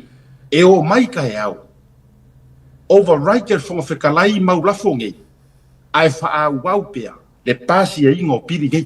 so o mea nga e lua le lava ka makele e ke la ngai le specific mai sa nga fo fe kala ka ko mai lo ke lo la fo ya ka yao yes o la waka o ko aku mo nga kalia inga fau kuanga len ko e ku mulmuli fia me fa penga fo I ku ala lo akuila epa o la fo nga kalia inga le vaku la audio le fa lo ma au fa mua pea pili le na fa mai ia ta tia mai ia ai o kai aula o le aka ko va ai masila le aku pe e o sui ai male aka kai au pe o le afa au pea le tala noina ma pasia fa ka ngolo lua mali fa ka ngolo ko o pili e ka o a o le me mongia o le ua manga ia sia la ko fikongia inga le o la ko a ngoso nga le la ua mawai o le fau wanga le la fa fia me e o fa paluka if it's not her it's never it is o ka ko vai sa mo ia le mero kula I mai o le mele manga ku la epa e sa o sa nga gui if it does not benefit to me ku la epa a ko ngwe uma ya e fo I fa nga paluka e kasi ala ka ngaka le ngau ele o fia ngau se pale mia a o le fia ngau e fa amo ia ko forfolanga le nga o forfolanga ia nga fai o forfolanga a o ko mafuka fakas ela ve ai ma o fia me ela ve ai ma o ele akingu ela ve ai ma o kuala ela ve uma ia ma o ko forfolanga lo no winga ka ngia mai ele o ia yo ko loko a ko mo musu e pasi pilinge Samoa o lava le kali nga e fai maka o so le si fai nga paroka ele popole mai kanga kai e ko ongo ele popole ya kako fai ula o fa so le banga le on to va tu le no fina nga o kai au fu akala ngoa le lafo o le aka ko iloa ilo marko ai vale le ko ai vale le lava ile o nganga mai saka dia te ni ai wa kuai ngai ilo ilo la fole si ka ko vai ko o fiele ku o la nga overall ila va vai ku menen ku la me nga le la muy mele eto Maro ia o ka ko la flofonga la va maki e finga le ku mo kaia o le memo mo fole le o vai le e fai longa o malepe I kongo o le chapipi fa penga fo ia fiame o pa apili le vanga e kolu fai kongo longo lua mar kolu ke msalo e kongo le fole fai ama ko o wa ke ia polima wa e mo kingo la pa sia ia pili wa la ngor kanga ka ke ia e fa sa kolu le kungu ia ke ola ia pe kauma malo na ai pili ia e pasia la pa polar kulanga e kawang pasia ai o ke ngole la fole nga fai e kulepa folinga mai wo mo kwa run out of option la vai e kulepa wai foi lenka ko mai ka ngela so bole le len kenge wo ko iva HPP wo mari lie pa lo ka fa ka simale mal fast so kulepa have no option la wo kulepa wo ye sfuru ile iva sfuru wala ka ile HPP la wo support le fast so lan me fai kulepa o le aulo ia fai kusi wala ko le ngolonga le la fole wai ele sanga ele si me pengo ko fai wo fange wo vai langa la ko le parking power e fai onga wo defect wo ese ia le si vai ngale ia manga ia au o le fast e langolonga le mele le la ilanga siang ka mele mo ko ele la fuke ia si ka ko kalungo langa la fuke riskai ai orko ivale lenga sa ngo e asiaka o mo kala o ngapo o fiu so ko bat wa ma ka li for kami le fai fio ko nga inga paki ole o le fast o le chapipi o mai le chapipi le fast o mai le fast o ngo le kupu el mele kup ai le mo kala ngapo fiu so ko bat o mo kwala fi lilo ko baru le o ifola ka o mai ele ako ko wa afera lisko kasi lengor ko lisko kasi lewo il paki a lisko banu lewo le mo ya ke aula ia o fai longa ia o le malepe leo ka ko ba ia ku ia onga o le lafo lo fa kunge mai ele se me fo nge fa ele fa le kula fo ngal lafo o mo ko ame ako ko la bala o ke lafo ki fo lafo o ska le leng fa nge fa kula fo le chaso la fois kasi ako fa ku la fo la ila son so la me ele ai la wo e president so nga me mai la fo e lo fa kala e le se me ku ko e fo le ko fa ku la fo le fa ka ngu ape o va nga ka u nga o le ki kilo ki wa makanga ma lepe ya va nga ye fo le mai mo options ye wo vai mai la ko options o la me le la ki kilo nge ya o ngo winga o le la ki kilo nge ia kula epa il faka apel palmiki o options ngai lo ke wa ia kula epa faka apel el palmengi o faka apel file snap election which ola foi sa kula epa snap election langa o le ke o snap election le la ko fa mo mai ko mo mele alme ala kula von mengi o ke teka fonga options ngai lo le ke va kula ka lo mai ia kulepa wa afa ka pengel parmengi yo mo vola mala mo fa ife ko inga ye fe pulinga nga po mo ngi ba so ako em fa nga fa se malo e fonge va ia le fenga malo mo kan popule e pos kan mi fo ia aka ko ka ngo pe le ko nga si me se va finga lo bui alo fa tsa tsa do bui malo tai o le na wa au mai la vai o lo fina ngalo le ato to le meta kule nei pe no foi to o le tulanga I le masalo pe a foi polale le option mo le aso ataya e tu mau pe lo tel tununga e le mawhai o na toe wheliuli wa i le tō whā le fionga i le whonga whitala i le anga ua uma, o na pasi ma ua uma fo'i o na whātātia pepa o ngā luenga. Le mawhai. O le whaawau au na tala noa pili nei ma le tūlanga e pe o nei ai. Le anga e le pūlea e vaenga lea le.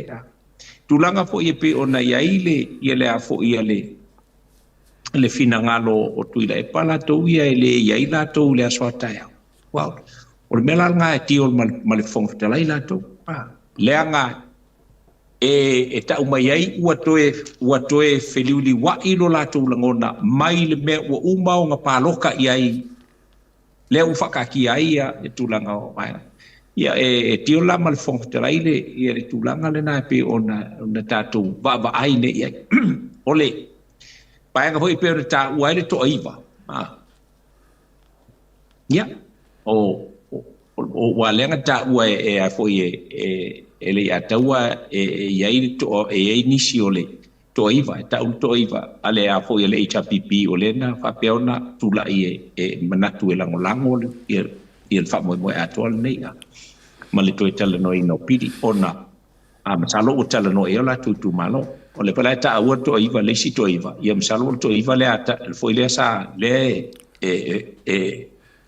ele ia se tūlanga ua whai ele fast la tau ia i le tūlanga peo nei ai. Ia, ole e whai a le tangata la tau ia, pēna te usita ia le whina ngalo le tū malo, pēnga ke usika ia o ngā mo'onga whaangaungaunga. Ia, ole mela na ole a tūla i mai i le e pēna i sao noa asiata. O ia, e ro ai le fai unga langa lai e tatele tala no fa au a o le inu malie mal fina malie o le tunu o le teimile nei e tu sai o fuanga mal tu lai mai le fas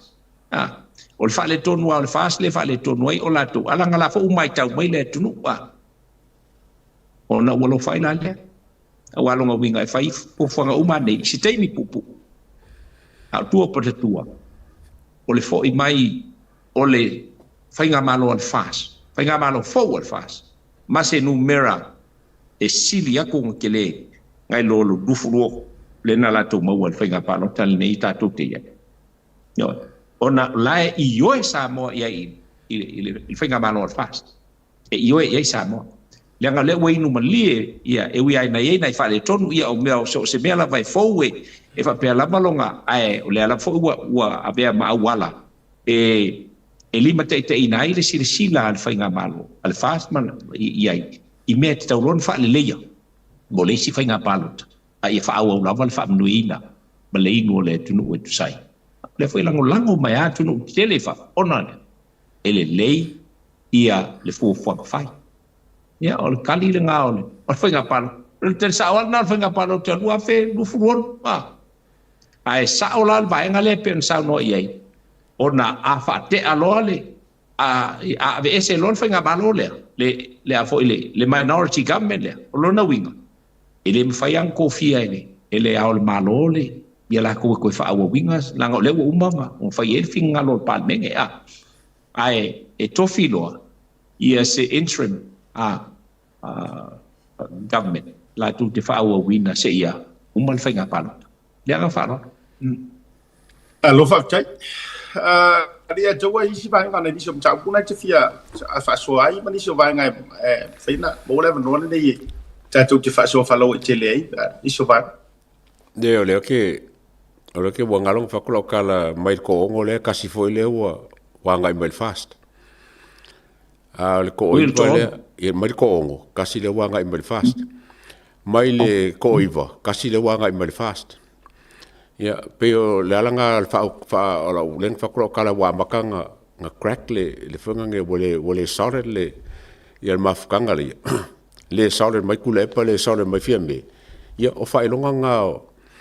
o mela kupulu ngi ba yaso a ko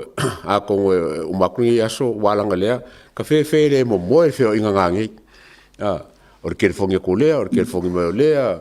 ongi offer fa kuilea ongi offer mai I wa o la mele o koinge wa a fa penge ele pasia le lafo e kasi alfa ungo le famsingo unlike fo nga me ai ke wo ese se alu ai ke ule pasia le lafo ngo se sikula yo famsingo ngo ye ai o ke lo nga pasia a fa ngela pasia le lafo le la me kup e lo me ka kilo ye ole caretaker government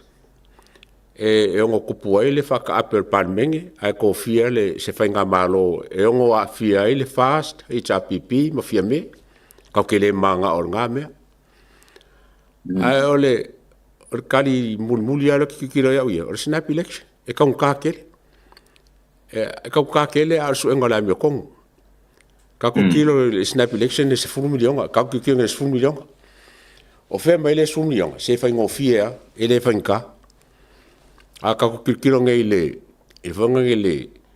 pas le corpa senge le fa le malo mal pilonga fole ro kala le coupe a cor sur million coupe fole le fa le mo me fa fose e venga ko mo se sur million nga cor sur million wa le yang me fa fose i wo kupu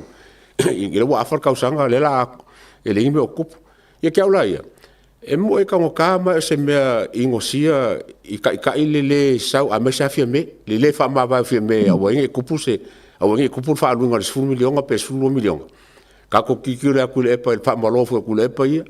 mal nga ngau le mela manga o ai ke au ia se fe ku le fa snap election I lo le end up wo fa ke take government a seta ma le ata o te fia pe atofi le caretaker government because it will never be fear me again it will never be it will never be kuila epa because ola si fear ele afo ela o malo o kuila epa le o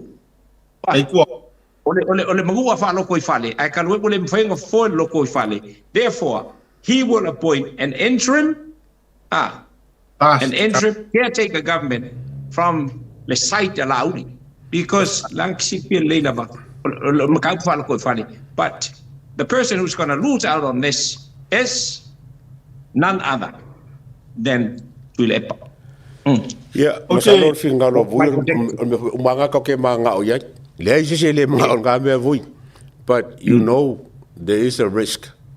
Awa asa ngonge e se fa ele ka pule po la malo. Ya nga ka silfia. So me sa ngak sa ngo ya. Le risk e ke le long risk. Ole o te lifa fo i wa manjo ta to manatu le to te fa ali fo ai nai. E nana le lifa o manatu le vai nga to le sa no ia vui. Or kanga ka ia fo sure ya o le ka eliminate my equation le. Pe a pasia le lafo. O fia mei. Le anga ile mawhainga halu se kangaka o le ua pasia ua le whakukuainga according to the constitution, according to the kula fongo whainga paroka.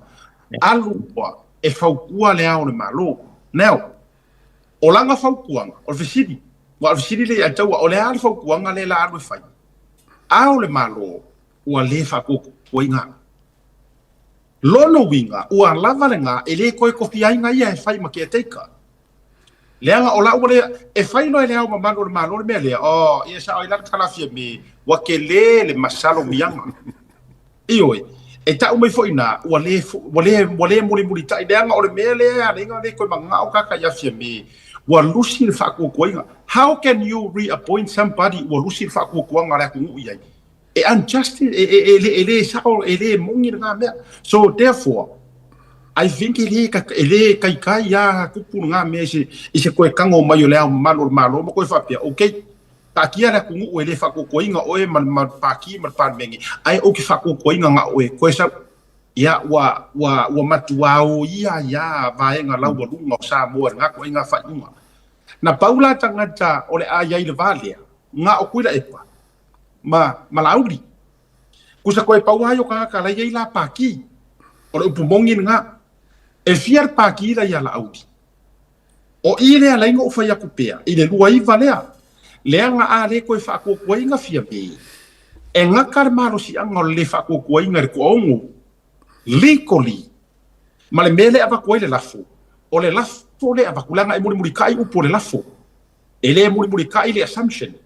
o le lafo le avaku o fia me malanga ko aongo ko lima le ongo ya ngaia so e pau fo inga ka ngaka e muri kai i ai le sila should be le sila ale au mamangu o malo e le ka kaufuanga au mai i le ko aiva le anga i le o vakua i se lafo o tau mau mai ia o ila e ngaka ia i ngā sauro markala alfonga o ia le ale au malo ia o keila a o kofia la le caretaker government e le ai o e fia me e o i lau ko ongo none of them e ia i le mea lea so that still gives a chance longo winga la a whaasanga mai lo ia kuila epa malaaudi e sila fia le le au malo e makua i upuia le kungu mangungulu le kungu langa whako whara inga kulo pe a ngofo piki le kea teika mai le kangaka ngare se furu valu ang kangaka mai le kangaka lai luasu mariva lai pasi malalo le whaavai e luas fulfiku loa run the government ele ni kea teika government ele ni dinga se kea teika government o lau kilo le mele e fua kea teika government Langa lai legally e luas furuifa kangaka i kokoi so ele mafaila logo winga wo ia i fo ingar fa vai ole filio se ke tika a ole ma wale lua i vai pasi ma le lua fitu la sa pela mai e mafai ai o nga fai se fai nga va e o fai se paki se kai ka ingo se o se fai nga malo so ola nga le lifa o te lo fo ila well aware le iai le fast party again ele o ngulu fai nga malo ele o ngulu la kungu o nga wonge ele o soro ke ele kungu o nga orengi mea ai ole melia it's not a government it's not a country's issue ole mea le ole fa ro ko ifali ole le fia ro eso kanga io so it'll be interesting le bere la ka ku va ai mas la yele tu po fela li fa yai a o kaiawa ia la foi prediction ele se foi vai nga le sa noi bui o taiao ma o foi lo tolea fa wow pe ale pasi ai ngopili ele ai ma se mea o mangingo fo kala i maranga ko la longa lana forasanga ele ai ma se mea sa ki ai fu le pasi ai ngonge pili onga ole mangu a fa ro ko fali mana tua mai fo awange ngalo le atawa ma bui awange ngalo ole pasi ai ngo pili ngai it's a collective responsibility of your me la auli ma oko umar fast le sa amakanga it's your commitment to the people iyo ele kaula ola ko commitment ele fa pe wa var ko fonga va pe me foi leli de la va ko fa ke kainga ele fa pe ke adu ngali pe wo misa ke vale o lesi fale ke vale si fale ai fia ai per fanga o le lua responsibility pe fe wa i wo pa ko lo fa fonga le ku o mai ko si lo fanga o mai fa fanga su mai me ai ka mai le anga nga lo poro misi ka mai o le lua kiu ke kau avile o le me nga re kupu so po le ama le ar fi wa yo pa ku la auli ma fi me kai me ngi le ai a o lo me nga lo poro misi ai ku lo le tu nu umbrang fa fonga maua o mai fa me ia ave ia le lo fa mo na ko vola e fa le si me nga muli mai o le simple example nga mele ele fa pela no ka fa ke kulo wa o le va tu le context fa ainga e fa mamla mele ele fa pe ke va alu o finge pinko fa ali ke ku or ka malo ar piriaki or po aqua ai fi ayer fa nga ma me nga ruaf ir kai minga fa yele ru ka ukonga misa malolo inga o au manga mea o le akausi mar fa mau ia ora uranga ele nei vai nga fora fiafi no fio bui malo ele ai tio le lalolangi o le democrats le lalolangi se me ka o se ke take a government ai o kulisi le si vai nga malo e se ke take no you know a faila o ke take o le ke take government al melo te ba foi it's going to be an interim government e a foi fatula i mai la vai to no le vai nga fa pu fai e la tau te tau aveina le whakaukolo le e alanga o ka wale upu interim langa ele skabai kaimi le la skabai kai pupu le la la kulai mai ai se o ile general election but o kako protection ma kako analysis me umala vai o tatu vai tuai e au nga e koe whaafonga mai ele si whai pule ma le si kaka pe so e se manga i ole mele ia pole lau me por kako fia ma kako fia wa e sa a pai o lai fum fale ku ia la ko papa yeah then don't tell us that we're stupid never tell us that we're stupid because kako ke le ele fum fale ku ngia kako analysis all of ya la nga fa o so e fo kai pai o se la ngonga foi le war mau lo kilo mau lim ka up nga lenga mention le ye be luo le que take a government for the snap election ai o meanga whakakakalongo e kai apo mele la kupu kai au i lo wala ngonga kai au e wha awau le lafo i lo ngala ngonga e wha awau le lafo inga ia langa lewa uma kaku ki rau ngei wha mai kule epa e sabari e se pare wha awau mele wha mai ki wha mai i wha me e le se au ngai wha ingi mea alai wha malu man ka pro i lau laba ai e kaungu le lafo kai au ia kako me hore kai au wha le lunga malalo ia le mea la kupu kai au on kako kikire mela le o snap election male market take a government for interim government o menga le la kako kikire kaya ya pese yo lenga ka ufa aka mau aku le me o ye e fu le me kupu kaya ye pela sa nga lango o ke longa la fo e ka kaya ya lo finga lo asiaka pa mo pili ya ngai manga ye fo ngai su se me ka wo fo ele se me le nga me lu ya pese nga manga ko e fa o la fo kaya Mania ma lo fa tai man le tele se o le tele o finga me you know voi mali atau tau te tele noi nei me o at the back of my mind ai lo done and dusted you know o le ha fo le pe no fa o le ale me tatia me tai au se tanto alu ia o pili fa awau se lau pasi le ngai o le me mali sooner or later e fai lava walanga o le vaenga le lenga sa ngoa ia ile la for fast ele se mea fa pea a mea e koe a mai kua o le tolo i tua len koe fa mangingo a sunga lau le madi toa o le tolo i tua ai mara utala muri muri te loa e fa uma il tato por klame io i malia mai e tunu langa o le ai nai io nai a vaenga fu ie fa tali mai la lo ai i ta fu i mole fionga ya buima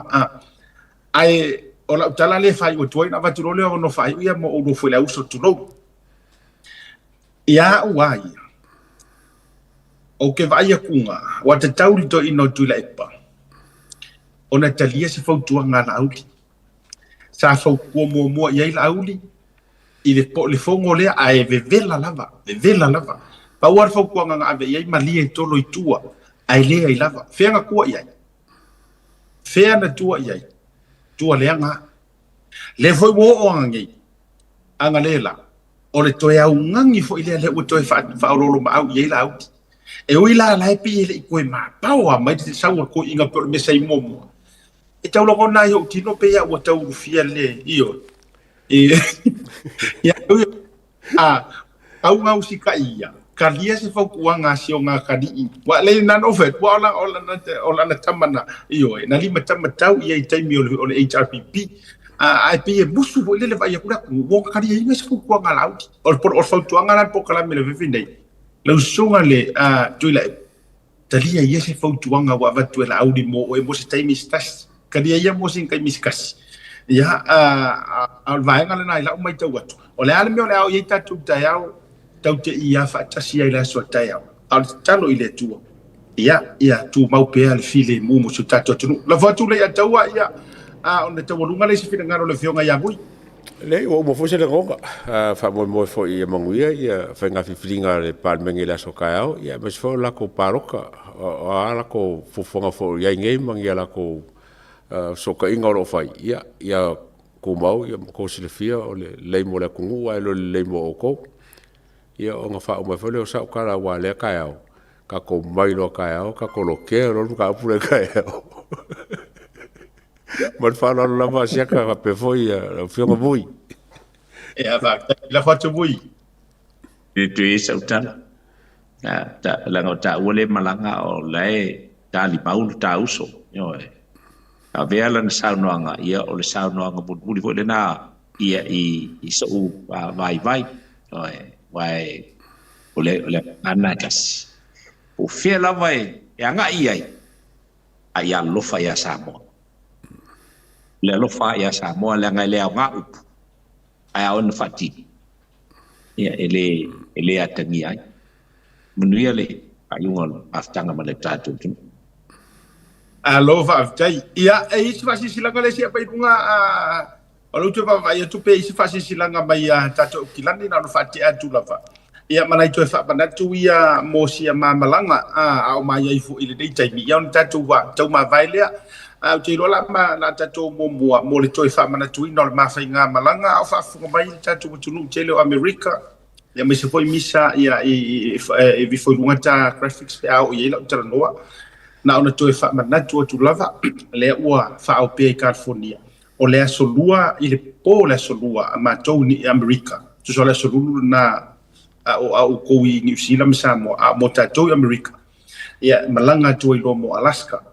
ia tato felo il community Alaska le uto fa fonga ele rope ki uka ko ko fa me i paru ele ropo ko yo paka ko ma malanga ma tato sui fa audio fa sale le anga numero 5 ma ngo fo yo ko maloa tin lo mal paru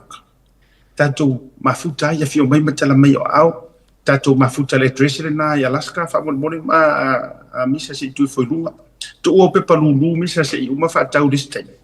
ai fai foto graphics ia mi foi mo tato i Alaska ele no fonga le nawa va tu lunga il tato wa ele nei va ngole fiafi ia awa ia le mo le sira fia tato wa tu ia ole taibile na aso tofi tau te felo ia la tofi ia ona mai ala ia aso for rail ma to felo ai ma Seattle ia o Seattle la ufionga leo ta Strickland ia tato filo ai ma la ufionga o el tama matua ma Samoa wa tu fatas esel man na tu fatas Seattle na mai a Alaska le fionga se telefono ia to malatai ai mai se au tiu ia ma olo sa fotu la fai ia se fotu fai ono rob mo tu malama tato filo ia ile asolulu aso faraile ma to filo ai masiero le fionga fo ile pristine ia afa masanga na do o matai fionga le a te o loa ia foa ia tasi ngale blake ia mesi fo ia o le autustusi ma to mala vor maftanga tato filo ile faraile ma tato weekend ile so to na ile fa mo lor il fa un verso nei ia ona malanga le Missouri ma le fionga ia vui mar fritua malana tu Missouri ia i le aso ma fua tato filo ia i mati tau nu le pole sa Missouri tau nu atu le pole sa tato filo i le aso ma fua ia mati tato fa o i le aso lua ma ia aso lulu i le taiao atu tu le malanga i Utah filo i mali lu o matai ia e mesio tato fa moi i le aso tofi ya uta penei na fo i le songa meta ilinga ma se la tofu ma futanga ya o ma leo yuta ma to e fo i mai ele le ma te tala no atu ai California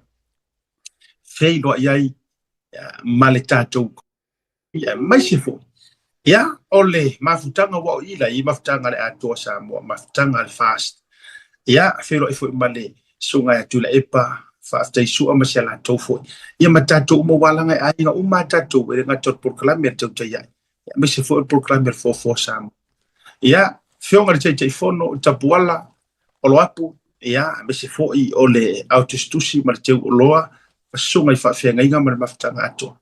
tato felo ia ile weekend or vai aso na tua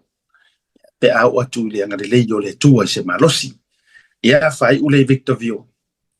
ia i le aso tofi o le verso yo na tua ai tau walunga ele a ai fa mai no winga o le amatu le mo moi fantasi e la I nai Las Vegas I le aso lua se furu ma le lua toi fo ila ia le fai ngā malanga ia sina vaenga le na ai mai lunga ta fasi silanga le a misa no le o tele o maua tu le big screen e lunga la o tel ai pe fa na e o mai lunga ia po le fasi silanga le a mo tatou le fast ai nga o kilani ole ato e fai le fonotanga ale fast supporter si o kilani mo le toe fa'o mana ia tele o leva no fa'atati I le fasisilanga le o matua tumu la o messenger a messenger te ya I le fesili mai o tatu tangata pi wa fualo ko mako o kilang wa fa ia ku le ofi mai o Australia ya le nei ai pe o kilang I le ko ainga malulu watu I tatu ainga fastu ya la o matu o kilani pe umaloa le autu e umaro le fasi o manga ko ai ngalo ya ukila ya sanga yang evela ya fai mai ya ukako ai mo le van fa taliet on officially sili mai tanga tai ukila ni New Zealand po afia ya e to fai tatu restart ya a fai to te ma ua fasi silanga le ole to fai fo tanga tatu fasi por si ukila ni mo le to fa o win or restart mo ukila ni sa mo aso sa se fulwono o mati lo no winga or vai sfo aso sasi fu no mati ile no fanga le Old Club o tau io Old Club o tau ya ile address le na Valu Our Street o tahu hu ile ta o le fa ile yafi mo lua se fulu ta la le resitala ya le na o tu ina tuilunga ya le tatu fasile silanga le na ya mo tatu ainga I au kilani ia fa tele la mo tatu restala lua se fulu tala ia tatu taimile na maso tuna tununga ia olena mo wasina utama ifso ta inga to rungal proclame ia sa I tulanga fo le ole uso ia mau sa tau so ta ia tulanga sa mo ke te lo se taimi ke le lo foi po le tulanga wale u fa ilo mai le fionga tama ta ilo ia unisa po o la ua autu pe wa tala tua pe sa tulanga fo ia ele to na male laina mo lianga ia na o fai fa sanga le uso fa sala ia mai le company va le Samoa Airways mal CEO ia ai o le la ua mai tau atu ia o le la ua tala tua mai le vaenga sa tau fiai ia ona le to na male laina atonu ole a tele se ototonga ia le lopete o sau fai mai sana live pe mai ai pe ona masani ia tatu programe fia fi masani ai afa pe ne te wa fia conditions o ani tu langa wa tau tele o mai lo ole atom fai lava if so ta ile uso ina ia vatu se ototonga ia tatu to fai te talu fata si se tatu ta dia po fia ko ai fo ine mea ia tau mi ai le ia tau ia anisi fo I to tele tau lunga le por kala mel deva ngala fifi matu fatu fatu ngomoli yu matu ro faanga fa pitoa le fionga ya afoa ro pativa ai male falitua ya le pepe so on faiva ai talo fai alo fatele atu tama vai singa no mo vai singa no lua ya tama fo ole ala taua la fionga afoa ya ro pativa ai ya wo vai se ngaso faftai o le mo por sila le tamale matua ia ai le atua mavui a ko fai misi I nisi porkalame a o to ina mal faritua tu loswaf le ma fai na misi yo la to watale sa po ina ia male fionga ngata sia nai ana le la bole to elo fa angol tato proclame for robativa ai ia male fionga ile to o maneno le pepe faritua so na fai va ai lo fatu asia tamal proclame to ya me so voi male ya tawa god father me so sauni ia matu malavanga lu le Blue TV lo fatele mo el tama ya manuel ne fefi matu fatu Samoa tato filo ila sataya soifua Family Tonu Family Club o le aseina I le asoiva o le masino me lua felua se fulu malelima I le no foana I seina I faleanta o le ngalo do fatawina sau tusi lulu i le na o le tolu se lau fitu su ma le lima tala. Be whaatau ina fo ina o se pepa i le na o le se fulu ma le lima tala. E whaangata pe tāpunia avanoa, mo le whaatauina o le tusi lulu po pepa lulu le asa lua sumare lima o le masina o Aperila lua fe lua se fulu mare lima. Le leia tātou whailonga mua e pei o le manu maloina o le piki apu fau i tu ainga o le Hilux 2.4 liter 4-wheel drive lua o lua sumare wha. Whailonga luna lua Race SUV 1.2 liter lua fe lua se fulu mare wha. Ngata ino tātou whailonga tupe ama tamaina mani tolu se fulu afe se i ho atu i le afe tala. Le leia tātou whailonga uringano e le ropo o e leisi lea o le a whaamuriaina e le lulu mo le sailinga o le Hamilton Family Club. Whaafisau tai mai le tātou ofisa o le Blue Wave TV lunga le proklub o le tautia e mo sau tusi lulu mo le reise tele. Talofa lava, Tasi Market is here at the Mangere Town Centre, the heart of South.